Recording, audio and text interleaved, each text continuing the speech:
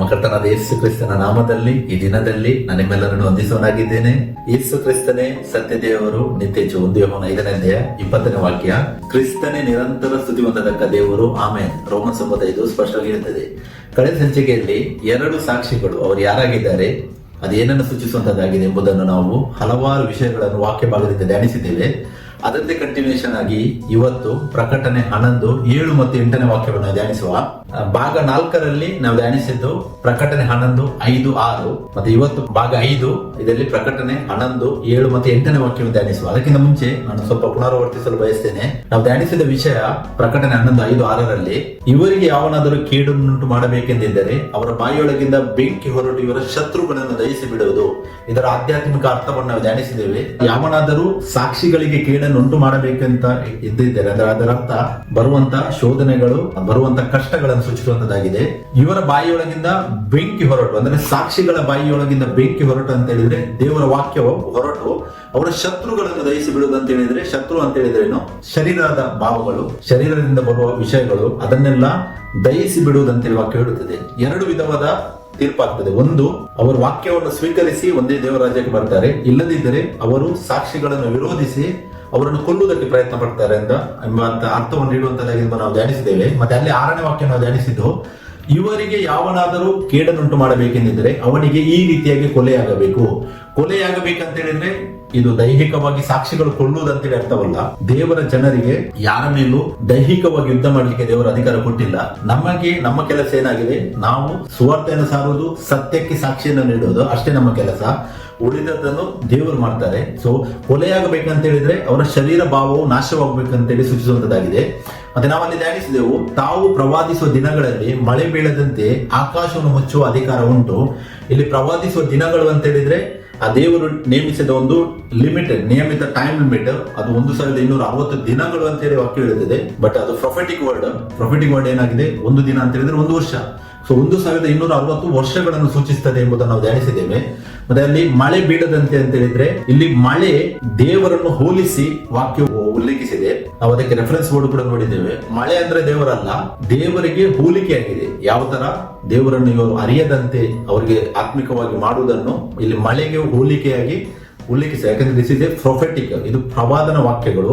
Prophetic ಅಂತ ಹೇಳಿದ್ರೆ ಅದು ಡೈರೆಕ್ಟ್ ಆಗಿ ಅಲ್ಲ, ಅದು ಆಧ್ಯಾತ್ಮಿಕ ಮೀನಿಂಗ್ ಬೇರೆ ಕೊಡುವಂತದ್ದಾಗಿದೆ ಎಂಬುದನ್ನು ನಾವು ಧ್ಯಾನಿಸಿದ್ದೇವೆ. ಮಳೆ ಬೀಳದಂತೆ ಆಕಾಶವನ್ನು ಅಂತ ಹೇಳಿದ್ರೆ ದೇವರನ್ನು ಅರಿಯದಂತೆ ದೇವರ ಕಡೆಯಿಂದ ಬರುವಂತ ಆಶೀರ್ವಾದಗಳು, ದೇವರ ವಾಕ್ಯವನ್ನು ಮುಚ್ಚುವ ಅಧಿಕಾರ ಇವರಿಗೆ ಉಂಟು. ಅಂದ್ರೆ ಯಾರೆಲ್ಲ ವಾಕ್ಯವನ್ನು ರಿಜೆಕ್ಟ್ ಮಾಡ್ತಾರೆ, ತಿರಸ್ಕರಿಸುತ್ತಾರೆ, ಅವರಿಗೆ ಅದು ಮರೆಯಾಗ್ತದೆ ಅಂತ ಹೇಳತ್ತ. ಇದಲ್ಲದೆ ಇವರಿಗೆ ಇಷ್ಟ ಬಂದಾಗೆಲ್ಲ ನೀರು ರಕ್ತವಾಗುವಂತೆ ಮಾಡುವುದಕ್ಕೂ ಸಕಲ ವಿಧವಾದ ಉಪದ್ರವಗಳಿಂದ ಭೂಮಿಯನ್ನು ಪೀಡಿಸುವುದಕ್ಕೂ ಅಧಿಕಾರ ಉಂಟು. ಇದನ್ನು ಕೂಡ ನಾವು ಧ್ಯಾನಿಸಿದ್ದೇವೆ. ನೀರು ಅಂತ ಹೇಳಿದ್ರೆ ಪ್ರಜೆ, ಜನ, ಸಮೂಹ, ಭಾಷೆ. ರಕ್ತ ಅಂತ ಹೇಳಿದ್ರೆ ಯಾರು ಸುವಾರ್ತೆಯನ್ನು ತಿರಸ್ಕರಿಸುತ್ತಾರೆ, ದೇವರ ಕಡೆಯಿಂದ ಅವರಿಗೆ ಜಡ್ಜ್ಮೆಂಟ್ ಬರುವಂತದ್ದಾಗಿದೆ. ಅದೇ ತೀರ್ಪು, ಯುದ್ಧ, ನಾಶನ ಸೂಚಿಸುವಂತದ್ದಾಗಿದೆ. ಸಕಲ ವಿಧವಾದ ಉಪದ್ರವ ಅಂತ ಹೇಳಿದ್ರೆ ಅದು ದೇವರು ಕಳಿಸುವಂತದ್ದಾಗಿದೆ. ಮತ್ತೆ ಭೂಮಿಯನ್ನು ಪೀಡಿಸುವುದಕ್ಕೆ, ಭೂಮಿ ಅಂತ ಹೇಳಿದ್ರೆ ನಾವು ಧ್ಯಾನಿಸಿದೆವು, ಇದು ಇಡೀ ಲೋಕಕ್ಕೆ ಅಂತೇಳಿ ಅಲ್ಲ, ಲೋಕಲ್ ರೀಜನ್ ಅಂದ್ರೆ ಇದೊಂದು ರೋಮನ್ ಸಾಮ್ರಾಜ್ಯವನ್ನು ಸೂಚಿಸುವಂತದ್ದಾಗಿದೆ. ಆ ಸಾಕ್ಷಿಗಳು ಸಾಕ್ಷಿ ನೀಡಿದ್ದು ಎಲ್ಲಿ, ಸುಳ್ಳು ಮತ ಏನಿದೆ ಈ ಲೋಕದಲ್ಲಿ ಅದರ ಮುಂದುಗಡೆನೆ ಸಾಕ್ಷಿ ನೀಡಿದ್ದು ಲೋಕದವರ ಜೊತೆ ಅಂತೇಳಿ ಅಲ್ಲ. ಆ ದೇವರ ವಾಕ್ಯವನ್ನು ಕಲಬೆರಕೆ ಮಾಡಿ ಆ ವಾಕ್ಯಕ್ಕೆ ಸ್ವಲ್ಪ ರೆಸ್ಪೆಕ್ಟ್ ಕೊಡದೆ ತಮ್ಮ ಟ್ರೆಡಿಷನ್, ತಮ್ಮ ಎಲ್ಲ ಜಾತಿ ಮತ ಏನೆಲ್ಲ ಇದೆ ಅದರಲ್ಲಿ ಏನು ಆರಾಧನೆ ಮಾಡಿಸ್ತಾರೆ. ಅಂದ್ರೆ ದೇವರಿಗೆ ವಿರೋಧವಾದ ಕಾರ್ಯಗಳನ್ನು ಸಭೆ ಒಳಗಡೆ ಇದ್ದೇ ಮಾಡುವವರ ಬಗ್ಗೆ ಸೂಚಿಸುವಂತದ್ದಾಗಿದೆ ಎಂಬುದನ್ನು ನಾವು ಧ್ಯಾನಿಸಿದ್ದೇವೆ. ಸೊ ಇದನ್ನೆಲ್ಲ ಮಾಡೋದಕ್ಕೆ ಅಧಿಕಾರ ಉಂಟು ಅಂತ ಹೇಳಿ ನಾವು ಧ್ಯಾನಿಸಿದ್ದೇವೆ. ಸೊ ಇದನ್ನೇ ಕಂಟಿನ್ಯೂಷನ್ ಆಗಿ ಇವತ್ತು ನಾವು ಪ್ರಕಟಣೆ 11, 7 ಮತ್ತು 8ನೇ ವಾಕ್ಯವನ್ನು ಇವತ್ತು ಧ್ಯಾನಿಸುವ. ವಾಕ್ಯವು ಈ ತರ ಹೇಳ್ತದೆ, ಪ್ರಕಟಣೆ 11, 7 ಮತ್ತು 8. ಇವರು ತಮ್ಮ ಸಾಕ್ಷಿಯನ್ನು ಹೇಳಿ ಮುಗಿಸಿದ ನಂತರ ಅಧೋಲೋಕದಿಂದ ಬರುವ ಮೃಗವು ಇವರ ಮೇಲೆ ಯುದ್ಧ ಮಾಡಿ ಇವರನ್ನು ಜಯಿಸಿ ಕೊಲ್ಲುವುದು. ಈ ಸಾಕ್ಷಿಗಳ ಶವಗಳು ಮಹಾಪಟ್ಟಣದ ಬೀದಿಯಲ್ಲಿ ಬಿದ್ದಿರುವವು. ಆ ಪಟ್ಟಣಕ್ಕೆ ಗೂಢಾರ್ಥವಾಗಿ ಸೊದೋಮ್ ಎಂತಲೂ ಐಗುಪ್ತ ಎಂತಲೂ ಹೆಸರುಗಳುಂಟು. ಇವರ ಒಡೆಯನು ಸಹ ಅಲ್ಲಿಯೇ ಶಿಲುಬೆಗೆ ಹಾಕಲ್ಪಟ್ಟನು ಅಂತ ವಾಕ್ಯ ಹೇಳುತ್ತದೆ. ಸೊ ಇವತ್ತಿನ ಈ ಭಾಗದಲ್ಲಿ ನಾವು ಮೇನ್ ಆಗಿ ಧ್ಯಾನಿಸಬೇಕಂತ ತುಂಬಾ ವಿಷಯಗಳುಂಟು. 2 ವಾಕ್ಯವನ್ನು ನಾವು ಧ್ಯಾನಿಸಬಹುದು, ತುಂಬಾ ಸಮಯ ಹೋಗ್ತದೆ. ನೋಡಿ, ಇಲ್ಲಿ ವಾಕ್ಯವು ಹೇಳ್ತದೆ, ತಮ್ಮ ಸಾಕ್ಷಿಯನ್ನು ಹೇಳಿ ಮುಗಿಸಿದ ನಂತರ. ಅಂದ್ರೆ ಇದರ ಅರ್ಥ ಏನಂತ ನಾವು ಧ್ಯಾನಿಸುವ. ಅಧೋಲೋಕದಿಂದ ಬರುವ ಮೃಗ ಇದು ಯಾವುದಾಗಿದೆ, ಏನನ್ನು ಸೂಚಿಸುವಂತದ್ದಿದೆ ಎಂಬುದನ್ನು ಧ್ಯಾನಿಸುವ. ಇವರ ಮೇಲೆ ಯುದ್ಧ ಮಾಡಿ ಇವರನ್ನು ಜಯಿಸಿ ಕೊಲ್ಲುವುದು. ಇದು ಏನು ಅರ್ಥವನ್ನು ಸೂಚಿಸುವಂತದ್ದಾಗಿದೆ ಎಂಬುದನ್ನು ನಾವು ಧ್ಯಾನಿಸುವ. ಈ ಸಾಕ್ಷಿಗಳ ಶವಗಳು ಮಹಾಪಟ್ಟಣದ ಬೀದಿಯಲ್ಲಿ ಬಿದ್ದಿರುವವು ಅಂದರೆ ಅರ್ಥವೇನು? ಸಾಕ್ಷಿಗಳ ಶವ ಅಂದರೆ ಏನು? ಮಹಾಪಟ್ಟಣ ಯಾವುದು ಎಂಬುದನ್ನು ನಾವು ಧ್ಯಾನಿಸುವ. ಆ ಪಟ್ಟಣಕ್ಕೆ ಗೂಢಾರ್ಥವಾಗಿ ಸೊದೋಮೆಂತಲೂ ಐಗುಪ್ತ ಎಂತಲೂ ಹೆಸರುಗಳುಂಟು. ಇವರ ಒಡೆಯನು ಸಹ ಅಲ್ಲಿಯೇ ಶಿಲುಬೆಗೆ ಹಾಕಲ್ಪಟ್ಟನು ಅಂತೇಳಿ ವಾಕ್ಯ ಹೇಳುತ್ತದೆ. ಈ ಅರ್ಥ ಕೂಡ ಇದರದ್ದು ನಾವು ಧ್ಯಾನಿಸುವ. ಸೊ ಈ ಎಲ್ಲ ಪಾಯಿಂಟ್ಸ್ ಗಳನ್ನು ನಾವು ಇವತ್ತು ವಾಕ್ಯದಲ್ಲಿ ಧ್ಯಾನಿಸುವ. ಸೊ ಮೊದಲನೇದಾಗಿ ಪ್ರಕಟಣೆ 11:7 ವಾಕ್ಯದಲ್ಲಿ ಫಸ್ಟ್ ಪಾಯಿಂಟ್, ತಮ್ಮ ಸಾಕ್ಷಿಯನ್ನು ಹೇಳಿ ಮುಗಿಸಿದ ನಂತರ. ಇದನ್ನು ನೋಡುವುದಾದ್ರೆ ಇಬ್ಬರು ಮನುಷ್ಯರಿಗೆ ಹೋಲಿಸಬಹುದು. ಅಂದ್ರೆ ಇಬ್ಬರು ಅದೇನ ಲೋಕದಲ್ಲಿ ಇವಾಗ ಬೋಧನೆ ಮಾಡ್ತಾರಲ್ಲ, ಮೋಶೆ ಮತ್ತು ಎಲಿಯ ಬಂದು ಅವರ ಸಾಕ್ಷ್ಯ ಮುಗಿಸಿದ ನಂತರ ಅಂತೇಳಿ ಲಿಟ್ರಲ್ ಆಗಿ ಇದನ್ನು ತಗೊಂಡ್ರೆ ಅದೇ ತರ ಕಾಣ್ತದೆ. ಬಟ್ ಇದು ಆಧ್ಯಾತ್ಮಿಕ ಅರ್ಥವನ್ನು ಸೂಚಿಸುವಂತದ್ದಾಗಿದೆ. ನಾವು ಧ್ಯಾನಿಸಿದ್ದೇವೆ, ಇಬ್ಬರು ಸಾಕ್ಷಿಗಳಲ್ಲ, ಅದು ರಾಂಗ್ ಇಂಟರ್ಪ್ರಿಟೇಷನ್. ಕನ್ನಡದಲ್ಲಿ ಎರಡು ಸಾಕ್ಷಿಗಳು ಅಂದ್ರೆ ತಮ್ಮ ಸಾಕ್ಷಿಯನ್ನು ಹೇಳಿ ಮುಗಿಸಿದ ನಂತರ ಅಂತ ಹೇಳಿದ್ರೆ ಇದೊಂದು ನಿಯಮಿತ ಟೈಮ್ ಲಿಮಿಟ್ ಅನ್ನು ಸೂಚಿಸುವಂತದ್ದಾಗಿದೆ. ಇದನ್ನು ನಾವು ಮುಂದೆ ವಾಕ್ಯ ಭಾಗದಲ್ಲಿ ಧ್ಯಾನಿಸುವ. ಇದರ ಇಂಟರ್ಪ್ರಿಟೇಷನ್ ನಾನು ಮತ್ತೆ ಮಾಡ್ತೇನೆ. ಯಾಕಂತ ಹೇಳಿದ್ರೆ ಉಳಿದ ಪಾಯಿಂಟ್ಸ್ ಗಳನ್ನು ಧ್ಯಾನಿಸಿದಾಗ ನಮ್ಗೆ ಇದನ್ನು ಕನೆಕ್ಟ್ ಮಾಡಿ ಸರಿಯಾಗಿ ಇದರ ಮೀನಿಂಗ್ ಅನ್ನು ಅರಿಯಬಹುದು ವಾಕ್ಯದಲ್ಲಿ. ಸೊ ತಮ್ಮ ಸಾಕ್ಷಿಯನ್ನು ಹೇಳಿ ಮುಗಿಸಿದ ನಂತರ ಅಂತ ಹೇಳಿದ್ರೆ ಒಂದು ನಿಯಮಿತ ಟೈಮ್ ಲಿಮಿಟ್ ಅನ್ನು ಸೂಚಿಸುವಂತದ್ದಾಗಿದೆ. ಸೊ ನೆಕ್ಸ್ಟ್ ಪಾಯಿಂಟ್ ನೋಡಿ, ಪ್ರಕಟಣೆ ಅದೇ 11:7 ಅಧೋಲೋಕದಿಂದ ಬರುವ ಮೃಗವು ಇವರ ಮೇಲೆ ಯುದ್ಧ ಮಾಡಿ ಇವರನ್ನು ಜಯಿಸಿಕೊಳ್ಳುವುದು. ಸೊ ಹಾಗಿದ್ರೆ ಅಧೋಲೋಕದಿಂದ ಬರುವ ಮೃಗ ಅಂತ ಹೇಳಿದ್ರೆ ಅರ್ಥ ನಾವು ಧ್ಯಾನಿಸುವ. ಅಧೋಲೋಕ ಅಂತ ಹೇಳಿದ್ರೆ ಇಂಗ್ಲಿಷ್ ಅಲ್ಲಿ ಏಬಿಸ್ ಅಂತ ಹೇಳಿದ್ದಾರೆ, ಬಾಟಮ್ಲೆಸ್ ಪಿಟ್ ಅಂತ ಹೇಳಿದ್ದಾರೆ, ಪಾತಾಳ ಅಂತ ಹೇಳಿ ಅರ್ಥ ಕೊಡುವಂತದ್ದಾಗಿದೆ. ಅಂದ್ರೆ ಇದು ಸುಳ್ಳಿನ ಆಧಾರ. ಸುಳ್ಳು ಬರುವುದಿಲ್ಲಿಂದ ಅಧೋಲೋಕದಿಂದ. ಸೊ ದೇವರ ವಿರುದ್ಧ ಕೆಲಸ ಮಾಡುವುದು. ಅಧೋಲೋಕ ಅಂತ ಹೇಳಿದ್ರೆ ದೇವರ ವಿರುದ್ಧ ಕೆಲಸ ಮಾಡುವುದು. ಮೃಗ ಅಂತ ಹೇಳಿದ್ರೆ ಬಿಬ್ಲಿಕಲಿ ಇದಕ್ಕೆ ಇಂಗ್ಲಿಷ್ ಅಲ್ಲಿ ಬೀಸ್ಟ್ ಅಂತ ಹೇಳಿದ್ದಾರೆ. ಮೃಗ ಅಂತ ಹೇಳಿದ್ರೆ ಅದರ ಅರ್ಥ ಏನಾಗಿದೆ? ರಾಜ್ಯ, ಆಳ್ವಿಕೆ ಅಥವಾ ರಾಜಕೀಯ ಶಕ್ತಿ ಅಂತೇಳಿ ಇದು ವಾಕ್ಯಗಳಲ್ಲಿ, ಪ್ರವಚನ ವಾಕ್ಯಗಳಲ್ಲಿ ಸೂಚಿಸುವಂತದ್ದಾಗಿದೆ. ಮೃಗ ಅಂತ ಹೇಳಿದ್ರೆ ನಿಜವಾಗ್ಲೂ ಇದು ಲೋಕದಲ್ಲಿರುವ ಮೃಗ ಅಲ್ಲ, ಅದಕ್ಕೆ ಕಂಪ್ಯಾರಿಸನ್ ಆಗಿದೆ. ಅಂದ್ರೆ ಇದು ರಾಜ್ಯವನ್ನು ಸೂಚಿಸುವಂತದ್ದಾಗಿದೆ, ಆಳ್ವಿಕೆಯನ್ನು ಸೂಚಿಸುವಂತದ್ದಾಗಿದೆ, ಮತ್ತೆ ರಾಜಕೀಯ ಶಕ್ತಿಯನ್ನು ಸೂಚಿಸುವಂತದ್ದಾಗಿದೆ. ಇನ್ನೊಂದು ಅರ್ಥದಲ್ಲಿ ನಾನು ಹೇಳುವುದಾದ್ರೆ ದೇವರ ವಾಕ್ಯದ ತಿಳುವಳಿಕೆ ಇಲ್ಲದೆ ಸಭೆ ಮೇಲೆ ಆಳ್ವಿಕೆ ನಡೆಸುವಂತದ್ದು ಅಂತೇಳಿ ಅರ್ಥ. ಅಂದ್ರೆ ಅವರಿಗೆ ದೇವರ ವಾಕ್ಯದ ಅರಿವಿಲ್ಲ, ಒಂದು ದೊಡ್ಡ ಒಂದು ಗ್ರೂಪ್ ಮಾಡಿ ಅದರ ಮೇಲೆ ಆಳ್ವಿಕೆಯನ್ನು ನಡೆಸ್ತಾರೆ. ಅದು ಕೂಡ ಅದಕ್ಕೆ ಮೃಗ ಅಂತೇಳಿ ಸೂಚಿತವಾಗಿದೆ. ನಾವು ವಾಕ್ಯ ಧ್ಯಾನಿಸುವುದಾದ್ರೆ ದಾನಿಯೇಲ 7:17 7:23 ಮತ್ತೆ ಪ್ರಕಟಣೆ 13ನೇ ಅಧ್ಯಾಯ 17ನೇ ಅಧ್ಯಾಯದಲ್ಲಿ ಇದರ ಬಗ್ಗೆ ಉಲ್ಲೇಖವಿದೆ. ನಾನು 2 ವಾಕ್ಯವನ್ನು ಓದ್ತೇನೆ ನೋಡಿ. ದಾನಿಯೇಲ 7:17 ಮತ್ತೆ 7:23 ಈ ತರ ಇದೆ. ವಾಕ್ಯ ಹೇಳುತ್ತದೆ, ಅವನು ನನಗೆ ಆ 4 ದೊಡ್ಡ ಮೃಗಗಳು ಲೋಕ ಸಾಗರದೊಳಗಿಂದ ಏರತಕ್ಕ 4 ರಾಜ್ಯಗಳು ಅಂತೇಳಿ ವಾಕ್ಯ ಹೇಳುತ್ತದೆ. ಸೊ ಇಲ್ಲಿ ನೋಡಿ, ಆ 4 ದೊಡ್ಡ ಮೃಗಗಳು ಅಂದ್ರೆ ಬೀಸ್ಟ್ ಇಂಗ್ಲಿಷ್ ಅಲ್ಲಿ ಲೋಕ ಸಾಗರದೊಳಗಿಂದ ಏರತಕ್ಕ 4 ರಾಜ್ಯಗಳು ಅಂತೇಳಿ ಸ್ಪಷ್ಟ ಇದೆ. ಅಂದ್ರೆ ಮೃಗ ಅಂತ ಹೇಳಿದ್ರೆ ರಾಜ್ಯ. ಇನ್ನೊಂದು ಕೂಡ ವಾಕ್ಯ ನೋಡುವ, 23ನೇ ವಾಕ್ಯ. ಆಗ ಅವನು ನನಗೆ ಆ 4ನೇ ಮೃಗವು ಲೋಕದಲ್ಲಿ ಉಂಟಾಗುವ 4ನೇ ರಾಜ್ಯ, ಅದು ಮಿಕ್ಕ ರಾಜ್ಯಗಳಿಗಿಂತ ವಿಲಕ್ಷಣವಾಗಿ ಲೋಕವನ್ನೆಲ್ಲ ನುಂಗಿ ತುಳಿದು ಚೂರು ಚೂರು ಮಾಡುವುದಂತೇಳಿ ವಾಕ್ಯ ಹೇಳುತ್ತದೆ. ಇಲ್ಲಿ ನೋಡಿ, 4ನೇ ಮೃಗ ಅದು 4ನೇ ರಾಜ್ಯ. ಅಂದ್ರೆ ಈ ಪ್ರಕಟಣೆಯಲ್ಲಿ 11:7 ಅಧೋಲೋಕದಿಂದ ಬರುವ ಮೃಗ ಅಂತ ಹೇಳಿದ್ರೆ ಸುಳ್ಳಿನ ರಾಜ್ಯ ಅಂತೇಳಿ ಅರ್ಥ. ಅಂದ್ರೆ ಸುಳ್ಳನ್ನು ಹೊಂದಿರುವಂತ, ದೇವರ ವಾಕ್ಯದ ವಿರುದ್ಧ ಕೆಲಸ ಮಾಡುವಂತ ಆ ಮೃಗ ಅಂತೇಳಿ. ಯಾಕಂದ್ರೆ ಅಧೋಲೋಕದಿಂದ ಬರುವ ಮೃಗ ಅಂತ ಹೇಳಿದ ವಾಕ್ಯ. ಅಧೋಲೋಕ ಅಂತ ಹೇಳಿದ್ರೆ ಸುಳ್ಳು, ಸುಳ್ಳಿನಿಂದ ಬರುವ ಮೃಗ ಅಂತ ಹೇಳಿದ್ರೆ ಸುಳ್ಳಿನ ಆಧಾರ ಅಂತೇಳಿ ಅರ್ಥ. ಸೊ ನಾವು ಇದನ್ನು ಧ್ಯಾನಿಸಿದೆವು. ಇನ್ನು ತುಂಬಾ ವಾಕ್ಯ ಉಂಟು ಬೇಕಾದ್ರೆ ನೋಡಿ. ಕೀರ್ತನೆ 49:20 ನಾವು ಓದುವುದಾದರೆ ಅಲ್ಲಿ ವಾಕ್ಯ ಹೇಳ್ತಿದೆ, ವಿವೇಕಹೀನ ಮನುಷ್ಯನು ಎಷ್ಟು ಘನವಾದ ಪದವಿಯಲ್ಲಿದ್ದರೂ ಪಶುಗಳಂತೆ ಇಲ್ಲವಾಗುತ್ತೇನೆ. ಇಲ್ಲಿ ವಿವೇಕಹೀನ ಮನುಷ್ಯನನ್ನು ಪಶು ಅಂದ್ರೆ ಇಂಗ್ಲಿಷ್ ಅಲ್ಲಿ ಬೀಸ್ಟ್ ಅಂತೇಳಿ ಬರೆದಿದೆ. ಸೊ ಮನುಷ್ಯನಿಗೆ ಪಶುಗೆ ಕಂಪೇರ್ ಆಗಿದೆ. ವಿವೇಕಹೀನ ಅಂತ ಹೇಳಿದ್ರೇನು? ಆತನಿಗೆ ದೇವರ ವಾಕ್ಯದ ಜ್ಞಾನ ಇಲ್ಲದೆ ಇರುವಂತವನು. ಅವನು ಎಷ್ಟೋ ಘನವಾದ ಪದವಿಯಲ್ಲಿದ್ದರೂ ಕೂಡ ಅವನು ಇಲ್ಲದಂತೆ ಆಗ್ತಾನೆ ಅಂತ ವಾಕ್ಯ ಹೇಳುತ್ತದೆ. ಮತ್ತೆ ಯೂದ 1:10 ಕೂಡ ವಾಕ್ಯ ಉಂಟು ನೋಡಿ, ನಾನು ಇಲ್ಲಿ ಹಾಕಿದ್ದೇನೆ, ನೀವು ಧ್ಯಾನಿಸಬಹುದು. ತಾವು ವಿವೇಕ ಶೂನ್ಯ ಪಶುಗಳಂತೆ ಸ್ವಾಭಾವಿಕವಾಗಿ ಯಾವ್ಯಾವ ತಿಳಿದುಕೊಳ್ಳುತ್ತಾರೋ ಅವುಗಳಲ್ಲಿ ತಮ್ಮನ್ನು ಕೆಡಿಸಿಕೊಳ್ಳುತ್ತಾರೆ ಅಂತ ವಾಕ್ಯ ಹೇಳ್ತದೆ. ಇಲ್ಲಿ ಕೂಡ ಮೃಗ, ಪಶು, ವಿವೇಕ ಶೂನ್ಯ ಪಶು ಅಂದರೆ ಮೃಗ ಕೇವಲ ಅಂದ್ರೆ ದೇವರ ವಾಕ್ಯದ ಜ್ಞಾನ ಇಲ್ಲದೆ ಇದ್ರೂ ಕೂಡ ರಾಜ್ಯವನ್ನು ಆಳ್ವಿಕೆಯನ್ನು ನಡೆಸುವಂತ ಸೂಚಿಸುವಂತಾಗಿದೆ. ಸೊ ನೆಕ್ಸ್ಟ್ ಇದರ ಕಂಟಿನ್ಯೂಷನ್ ಇನ್ನೊಂದು ಪಾಯಿಂಟ್ ನೋಡುವ. ಪ್ರಕಟಣೆ 11:7 ಅಲ್ಲಿ ವಾಕ್ಯ ಹೇಳ್ತದೆ, ಇವರ ಮೇಲೆ ಯುದ್ಧ ಮಾಡಿ ಇವರನ್ನು ಜಯಿಸಿಕೊಳ್ಳುವುದು.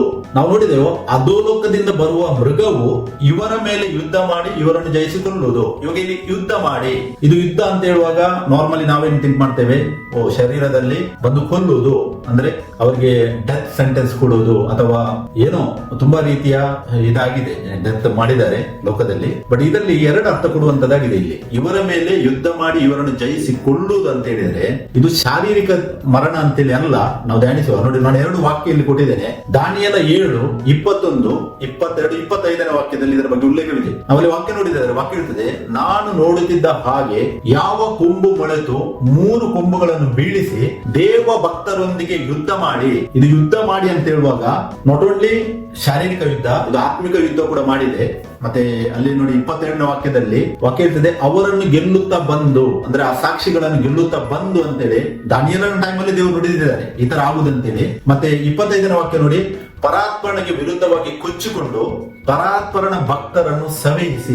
ಇಲ್ಲಿ ಪರಾತ್ಪರನ ಭಕ್ತರನ್ನು ಸವೆಯಿಸಿ ಅಂತೇಳಿ ಏನು ವಾಕ್ಯ ಹೇಳ್ತದೆ, ಅದು ಕರೆಕ್ಟ್ ಆಗಿ ದೇಹದಲ್ಲಿ ಕೊಲ್ಲುವುದನ್ನು ಸೂಚಿಸುತ್ತಿದೆ. ಬಟ್ ಫಸ್ಟ್ 2 ವಾಕ್ಯಗಳು 21, 22 ಏನಿದೆ, ದೇವ ಭಕ್ತರೊಂದಿಗೆ ಯುದ್ಧ ಮಾಡಿ ಅಂತ ಹೇಳಿದ್ರೆ ಅಲ್ಲಿ ಫಿಸಿಕಲ್ ವಾರ್ ಕೂಡ ಇದೆ, ಸ್ಪಿರಿಚುವಲ್ ವಾರ್ ಕೂಡ ಇದೆ. 2 ವಿಧವಾದ ಯುದ್ಧ ಉಂಟಲ್ಲಿ. ಅವರನ್ನು ಗೆಲ್ಲುತ್ತಾ ಬಂದು ಅಂತ ಹೇಳಿದ್ರೆ ಅವರ ಮೇಲೆ ಅಧಿಕಾರವನ್ನು ನಡೆಸುವಂತದ್ದು. ನಾವು ನೋಡಿದೆವು, ಅಧೋಲೋಕದಿಂದ ಬರುವ ಮೃಗ ಅಂತ ಹೇಳಿದ್ರೆ ಅದು ಸುಳ್ಳು ಏನ್ ಮಾಡ್ತದೆ ಅಂತ ಹೇಳ್ತದೆ ವಾಕ್ಯ, ಅವರ ಮೇಲೆ ಯುದ್ಧ ಮಾಡಿ ಇವರನ್ನು ಜಯಿಸಿ ಕೊಲ್ಲುವುದು ಅಂತ ಹೇಳ್ತದೆ. ಇನ್ನೊಂದು ವಾಕ್ಯ ಬೇಕಿದ್ರೆ ಪ್ರಕಟಣೆ 13, 6 ಮತ್ತು 7ರಲ್ಲಿ ಕೂಡ ಉಂಟು ನೋಡಿ. ಅಲ್ಲಿ ಕೂಡ ದೇವ ಜನರ ಮೇಲೆ ಯುದ್ಧ ಮಾಡಿ ಅವರನ್ನು ಜಯಿಸುವುದಕ್ಕೆ ಅಧಿಕಾರ ಕೊಡಲ್ಪಟ್ಟಿದು ಅಂತೇಳಿ ವಾಕ್ಯ ಹೇಳುತ್ತದೆ. ದೇವ ಜನರ ಮೇಲೆ ಯುದ್ಧ ಮಾಡಿ 2 ವಿಧವಾದ ಯುದ್ಧವಿದೆ.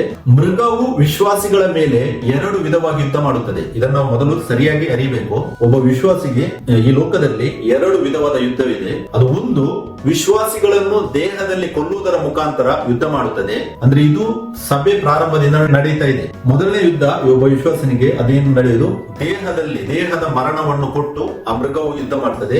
ಇದು ಸಭೆ ಪ್ರಾರಂಭದಿಂದ ನಡೀತಾ ಇದೆ. ಫಾರ್ ಎಕ್ಸಾಂಪಲ್ ನಾವು ಸ್ಟೇಫನಸ್ ಅನ್ನು ನೋಡುದಾದ್ರೆ ಅಲ್ಲಿಂದ ಸ್ಟಾರ್ಟ್ ಆಗಿದೆ. ಆಮೇಲೆ ಯೇಸುವಿನ 11 ಜನ ಅಪೋಸ್ತಲರು ಅವರು ಕೂಡ ರಕ್ತ ಸಾಕ್ಷಿ ಆಗ್ತಾರೆ. ಆಮೇಲೆ ಎಷ್ಟೋ ಜನ ಶಿಷ್ಯಂದಿರು ರಕ್ತ ಸಾಕ್ಷಿ ಆಗಿದ ಇತಿಹಾಸ ಇದೆ ನಮಗೆ. ಸೊ ಅದು ದೇಹದಲ್ಲಿ ಕೊಲ್ಲುವುದು ಒಂದು ಯುದ್ಧ, ಸೈತಾನ ಮಾಡೋದು. ಇನ್ನೊಂದು ಯುದ್ಧ ಉಂಟು, ಸೆಕೆಂಡ್ ಯುದ್ಧ. ಅದು ನೋಡಿ, ದೇವರ ವಾಕ್ಯದ ವಿರುದ್ಧ ಕೂಡ ಅದು ಯುದ್ಧ ಮಾಡ್ತದೆ. ಅಂದ್ರೆ ಇದು ಆತ್ಮಿಕ ಯುದ್ಧ. ಇದರಲ್ಲಿ ಸೈತಾನನು ವಿಶ್ವಾಸಿಗಳ ಮುಖಾಂತರ ದೇವರ ವಾಕ್ಯಕ್ಕೆ ವಿರುದ್ಧವಾದದ್ದನ್ನು ಮಾಡಲು ಪ್ರಚೋದಿಸುತ್ತಾನೆ. ಅಂದರೆ ದೇವರ ವಾಕ್ಯದ ವಿರುದ್ಧ ತನ್ನ ಪ್ರಭುತ್ವವನ್ನು ಸಾಧಿಸುವ ಮುಖಾಂತರ ಆತನು ಹೋರಾಡುತ್ತಾನೆ. ಇದನ್ನು ನಾವು ಅರಿಯುವ ಅವಶ್ಯಕವಾಗಿದೆ. ಒಳ್ಳೆ ದೇಹದಲ್ಲಿ ಕೊಂದ್ರೆ ಮುಗಿಯಿತು ಅಂತೇಳಿ ಅಲ್ಲ ಅಂತ, ನಮಗೆ ಸ್ಪಿರಿಚುವಲ್ ರೆಲ್ಮ್ ಅಲ್ಲಿ ಕೂಡ ಒಂದು ಯುದ್ಧ ಇದೆ. ಪೌಲನು ಬರೆದಿದ್ದಾನೆ. ಅದು ನಾವು ಶಾರೀರಿಕವಾದ ಸ್ವಭಾವಗಳಿಂದ ಜೀವಿಸುವುದಾದರೆ ನಮ್ಮ ಮೇಲೆ ಅದು ಅಟ್ಯಾಕ್ ಮಾಡ್ತದೆ. ಸೊ ಅದಾಗಿ 2 ಟೈಪ್ ನ ಯುದ್ಧವನ್ನು ನಾವು ಅರಿಯಬೇಕು. ಯಾಕಂದ್ರೆ ಈ ವಾಕ್ಯಕ್ಕೆ ಇದು ತುಂಬಾ ಇಂಪಾರ್ಟೆಂಟ್ ಆಗಿದೆ. ನಾವು ಮುಂದೆ ಧ್ಯಾನಿಸುವ. ಸೊ ಮೊದಲು ದೇಹದಲ್ಲಿ ವಿಶ್ವಾಸಿಗಳನ್ನು ಕೊಲ್ಲುವ ಯುದ್ಧ, ಅಂದ್ರೆ ದೇಹದಲ್ಲಿ ಡೆತ್ ಸೆಂಟೆನ್ಸ್ ಅಥವಾ ಅವರನ್ನು ಸಾಯಿಸುವುದು. ಇದು ಭೌತಿಕ ಹಿಂಸೆ ಅಥವಾ ಹುತಾತ್ಮತ್ವ ಅಂತ ಹೇಳ್ತೇವೆ. ಇದು ಸಭೆಯ ಪ್ರಾರಂಭದಿಂದಲೇ ನಡೆದಿದೆ. ನಾನು ಇದನ್ನು ಆಲ್ರೆಡಿ ಎಕ್ಸ್ಪ್ಲೇನ್ ಮಾಡಿದ್ದೇನೆ. ಬೈಬಲ್ ವರ್ಡ್ಸ್ ಬೇಕಿದ್ರೆ ನಾನು 2-3 ವರ್ಷ ತೋರಿಸ್ತೇನೆ, ಜಾಸ್ತಿ ತೋರಿಸುವುದಿಲ್ಲ. ನೋಡಿ ಅಲ್ಲಿ ವಾಕ್ಯ ಮತ್ತೆ 24:9ನೇ ವಾಕ್ಯ ಹೇಳ್ತದೆ, ಆಗ ನಿಮ್ಮನ್ನು ಉಪದ್ರವಕ್ಕೆ ಒಪ್ಪಿಸಿ ಕೊಲ್ಲುವರು, ನನ್ನ ಹೆಸರಿನ ನಿಮಿತ್ತ ನಿಮ್ಮನ್ನು ಎಲ್ಲಾ ಜನಾಂಗಗಳವರು ಹಾಗೆ ಮಾಡುವರು ಅಂತ ವಾಕ್ಯ ಹೇಳ್ತದೆ. ನಿಮ್ಮನ್ನು ಉಪದ್ರವಕ್ಕೆ ಒಪ್ಪಿಸಿ ಕೊಲ್ಲುವರು, ಇದು ದೇಹದ ಮರಣ, ಕೊಲ್ಲುವರು ಅಂತ ಹೇಳಿದ್ರೆ. ಮತ್ತೆ ನೆಕ್ಸ್ಟ್ ಇನ್ನೊಂದು ವಾಕ್ಯ ನೋಡಿ, ಯೋಹಾನ 16:2ರಲ್ಲಿ ಕೂಡ ಹೇಳಿದ್ದಾರೆ, ನಿಮಗೆ ಬಹಿಷ್ಕಾರ ಹಾಕುವರು, ಅದಲ್ಲದೆ ನಿಮ್ಮನ್ನು ಕೊಲ್ಲುವವನು ತಾನು ದೇವರಿಗೆ ಯಜ್ಞವನ್ನು ಮಾಡಿದ್ದೇನೆಂದು ನೆನೆಸುವ ಕಾಲ ಬರುತ್ತದೆ. ಇದು ಕೂಡ ದೇಹದ ಮರಣ. ನಿಮ್ಮನ್ನು ಕೊಲ್ಲುವವನು ಅಂತ ಹೇಳಿದ್ರೆ ದೇಹದಲ್ಲಿ ಮರಣವನ್ನು ಕೊಡುವಂತದ್ದು. ಅಪೊಸ್ತಲ ಕೃತ್ಯಗಳಲ್ಲಿ 7:59-60 ನಾನು ಆಲ್ರೆಡಿ ಹೇಳಿದೆ. ಸ್ಟೇಫನನು ಕಲ್ಲೆಸೆದು ಕೊಲ್ಲಲ್ಪಟ್ಟನು. ಇದು ದೇಹದಲ್ಲಿ ಆದಂತ ಯುದ್ಧ, ಮರಣ. ಮತ್ತೆ ಇನ್ನು 2 ವಾಕ್ಯಗಳನ್ನು ನಾನು ಇಲ್ಲಿ ತೋರಿಸ್ತೇನೆ ನೋಡಿ. ಪ್ರಕಟಣೆ 2:10ರಲ್ಲಿ ನೀವು ಓದಬಹುದು, ಪ್ರಕಟಣೆ 9ರಲ್ಲಿ ಕೂಡ ಓದಬಹುದು. ಇದು ದೇಹದ ಮರಣ ಬಗ್ಗೆ ಸೂಚಿಸ್ತಾ ಇದೆ ಈ ವಾಕ್ಯಗಳು. ಸೊ ಇದು ಮಾಂಸದಲ್ಲಿ ಅಥವಾ ದೇಹದಲ್ಲಿ ನಡೆಯುವ ಹಿಂಸೆ ಮತ್ತು ಕೊಲೆಗಳ ಯುದ್ಧ ಅಂತೇಳಿ ನಾವು ಇದನ್ನು ಸರಿಯಾಗಿ ಅರಿಯಬೇಕು. ಇದಾಯ್ತು ಮೊದಲನೇ ಕೆಟಗರಿಯಲ್ಲಿ. ಸೈತಾನನು ವಿಶ್ವಾಸಿಗಳನ್ನು ದೇಹದಲ್ಲಿ ಕೊಲ್ಲುತ್ತಾ ಬಂದಿದ್ದಾನೆ. ನಾವು ಎಕ್ಸಾಂಪಲ್ಸ್ ಕೂಡ ನೋಡಿದ್ದೆವು. ಸ್ಟೇಫನಸ್, 11 ಅಪೊಸ್ತಲರು, ಆಮೇಲೆ ಅದರ ನಂತರ ಎಷ್ಟೋ ಜನ ವಿಶ್ವಾಸಿಗಳು ರಕ್ತ ಸಾಕ್ಷಿಯಾಗಿದ್ದಾರೆ. ಮೋರ್ ದೆನ್ 50 ಮಿಲಿಯನ್ ಯೇಸು ಕ್ರಿಸ್ತನಿಗಾಗಿ 2000 ವರ್ಷಗಳಲ್ಲಿ ರಕ್ತ ಸಾಕ್ಷಿಯಾಗಿದ್ದಾರೆ ಅಂತೇಳಿ ನಮಗೆ ಇತಿಹಾಸ ತೋರಿಸ್ತದೆ. ಆದ್ರೆ ಇಲ್ಲಿ ಪ್ರಕಟಣೆ 11:7ರಲ್ಲಿ ನಾವು ಇವಾಗ ಧ್ಯಾನಿಸಬೇಕಾದ ವಿಷಯ, ಅಧೋಲೋಕದಿಂದ ಬರುವ ಮೃಗವು ಇವರ ಮೇಲೆ ಯುದ್ಧ ಮಾಡಿ ಇವರನ್ನು ಜಯಿಸಿ ಕೊಲ್ಲುವುದಂತ ಹೇಳಿದ್ರೆ ಇದು ಅಕ್ಷರಶಃ ವಿಶ್ವಾಸಿಗಳನ್ನು ದೇಹದಲ್ಲಿ ಕೊಲ್ಲುವುದು ಅಂತೇಳಿ ಅರ್ಥ ಅಲ್ಲ. ಇಷ್ಟರ ತನಕ ಎಲ್ಲರೂ ಬೋಧಿಸಿದ್ದೇನು, ಇದು ದೇಹದ ಮರಣ.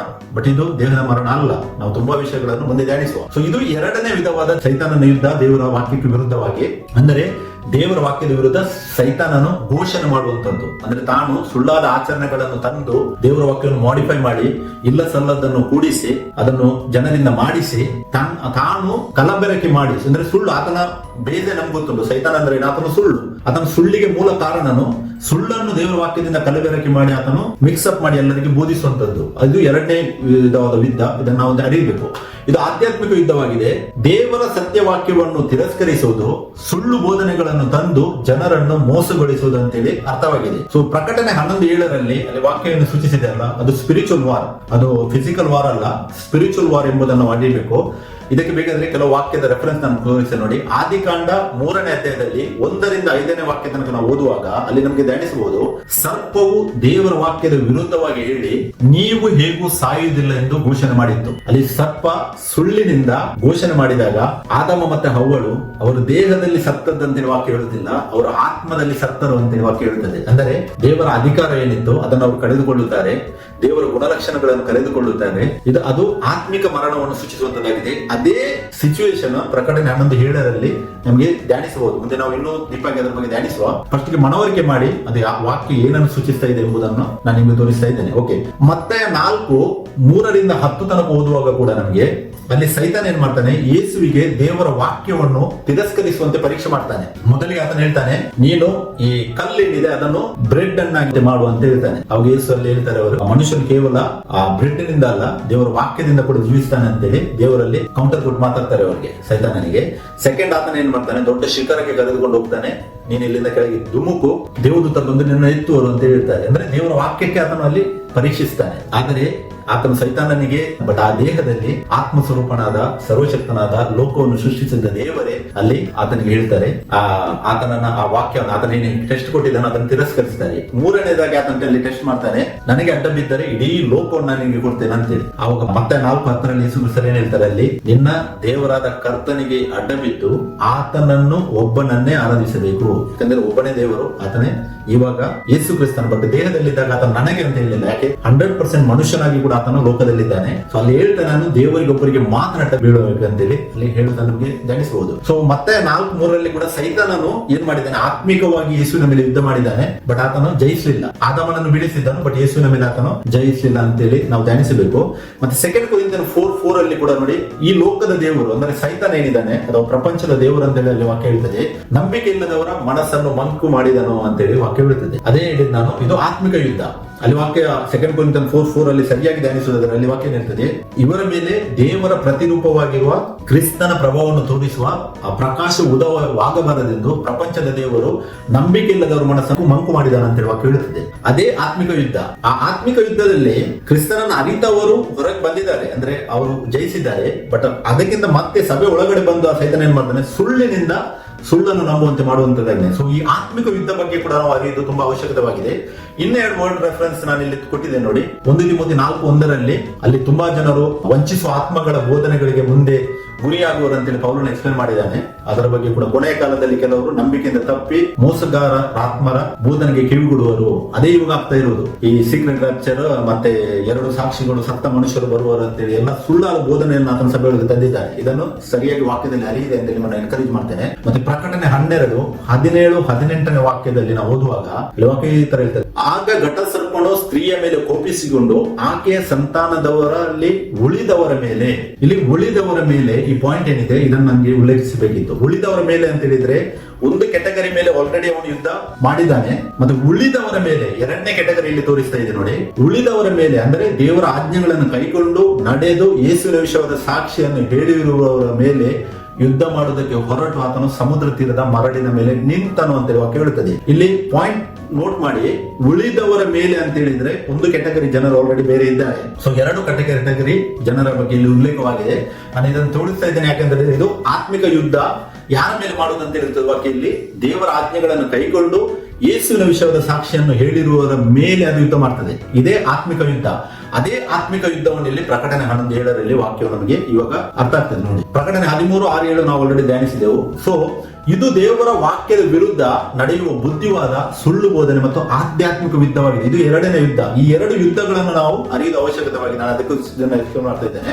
ಇದರ ಸ್ಪಿರಿಚುವಲ್ ಅಥವಾ ಆಧ್ಯಾತ್ಮಿಕ ಅರ್ಥ ಏನಂತ ಹೇಳಿದ್ರೆ, ಸೈತಾನ ಅಂದ್ರೆ ಈ ಒಂದು ಅಧೋಲೋಕದಿಂದ ಬಂದ ಮೃಗ ಏನಿದೆ, ಆತನ ಒಂದು ಒಫಿಷಿಯಲ್ ಅನೌನ್ಸ್ಮೆಂಟ್ ದೇವರ ವಾಕ್ಯದ ವಿರುದ್ಧ ಆತನು ಮಾಡಿದ್ದಾನೆ. ಇದಕ್ಕೆ ಇತಿಹಾಸದಲ್ಲಿ ಪ್ರೂಫ್ ಇದೆ. ಅದನ್ನೇ ಯೋಹಾನನಿಗೆ ದೇವರು ಮೊದಲೇ ತೋರಿಸ್ತಾ ಇದ್ದಾರೆ. ಇತಿಹಾಸದಲ್ಲಿ ನಡೆದ ಘಟನೆ ಇದಕ್ಕೆ ಎಕ್ಸಾಂಪಲ್ ಆಗಿದೆ ನೋಡಿ. ಟೈಮ್ ಲಿಮಿಟ್ ಕ್ರಿಸ್ತ ಶಕ 514 ಅಲ್ಲಿ ಮೇ 31ಕ್ಕೆ ಸೈತಾನ ಅನೌನ್ಸ್ಮೆಂಟ್ ಮಾಡ್ತಾನೆ. ಅಂದ್ರೆ ಪೋಪ್ ಮುಖಾಂತರ. ಸೈತಾನ ಅಂತ ಆತನ ಆತ್ಮ ಡೈರೆಕ್ಟ್ ಆಗಿ ಆತನ ಅನೌನ್ಸ್ ಮಾಡಕ್ಕಾಗಲ್ಲ. ಆತನ ಪ್ರತಿನಿಧಿ ಯಾರಾಗಿದ್ದಾರೆ ಈ ಲೋಕದಲ್ಲಿ ಅವರ ಮುಖಾಂತರವಾಗಿ ಆತನ ಒಂದು ಅನೌನ್ಸ್ಮೆಂಟ್ ಮಾಡ್ತಾನೆ. ಆ ಅನೌನ್ಸ್ಮೆಂಟ್ ಇಂಗ್ಲಿಷ್ ಅಲ್ಲಿ ಮತ್ತೆ ಕನ್ನಡದಲ್ಲಿ ನಾನು ಇಲ್ಲಿ ನೋಟ್ ಮಾಡಿದ್ದೇನೆ, ಎರಡನ್ನು ಓದ್ತೇನೆ, ನೀವು ಸ್ವಲ್ಪ ಧ್ಯಾನಿಸಿ.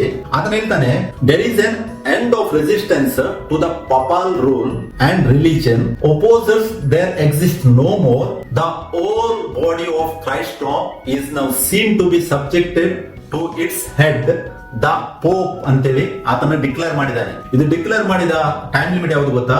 ಮೇ 31 ಕ್ರಿಸ್ತ ಶಕ 1514 ಇದರ ಅನೌನ್ಸ್ಮೆಂಟ್ ಅಂತ ಮಾಡಿದ. ನಾನು ಕನ್ನಡದಲ್ಲಿ ಕೂಡ ಓದ್ತೇನೆ ನೋಡಿ. ಪೋಪ್ ನ ಅಂದ್ರೆ ಪಪಾಲ್ ಆಡಳಿತ ಮತ್ತು ಧರ್ಮಕ್ಕೆ ವಿರೋಧಿಸುವವರ ಪ್ರತಿರೋಧ ಸಂಪೂರ್ಣವಾಗಿ ಅಂತ್ಯವಾಗಿದೆ. ಈಗ ವಿರೋಧಿಗಳು ಅಸ್ತಿತ್ವದಲ್ಲಿ ಇಲ್ಲ.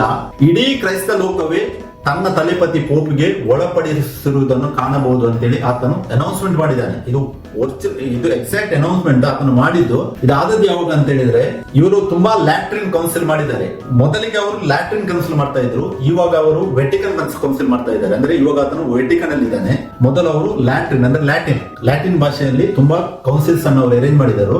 ಅದರಲ್ಲಿ 5th ಕೌನ್ಸಿಲ್ ಅಲ್ಲಿ ಅವರು 12 ಸೆಷನ್ ಮಾಡ್ತಾರೆ. ಇದನ್ನು ನಾವು ಇತಿಹಾಸದಲ್ಲಿ ನಮ್ಗೆ ಗೊತ್ತಾಗ್ತದೆ. ಆ 5th ಕೌನ್ಸಿಲ್ ಏನಿದೆ, 5ನೇ ಲ್ಯಾಟ್ರಿನ್ ಕೌನ್ಸಿಲ್, ಅದರಲ್ಲಿ 12 ಸೆಷನ್ ಅನ್ನು ಅವರು ಮಾಡಿದ್ದಾರೆ. 12 ಸೆಷನ್ ಅಂತೇಳಿ 12 ಸಮಿತಿಗಳು ಅಥವಾ 12 ಪರಿಷತ್ತುಗಳು ಅಂತೇಳಿ ನಾವು ಹೇಳ್ಬಹುದು. ಆ 12 ಪರಿಷತ್ತುಗಳಲ್ಲಿ 9ನೇ ಪರಿಷತ್ತು ಆದ ಟೈಮ್ ಅಲ್ಲಿ ಈ ಡಿಕ್ಲರೇಷನ್ ಆತನು ಮಾಡಿದನು. ಆ 12 ಪರಿಷತ್ತುಗಳ ಟೈಮ್ ಲಿಮಿಟ್ ನೋಡಿದ್ರೆ ನೀವು, ಇದು ಸ್ಟಾರ್ಟ್ ಆದದ್ದು 3rd ಮೇ ಅಂದ್ರೆ 3 ತಾರೀಕಿಗೆ ಮೇ ಅಲ್ಲಿ ಕ್ರಿಸ್ತ ಶಕ 1512 ಈ 5th ಲ್ಯಾಟ್ರಿನ್ ಕೌನ್ಸಿಲ್ ಸ್ಟಾರ್ಟ್ ಆಗಿದೆ.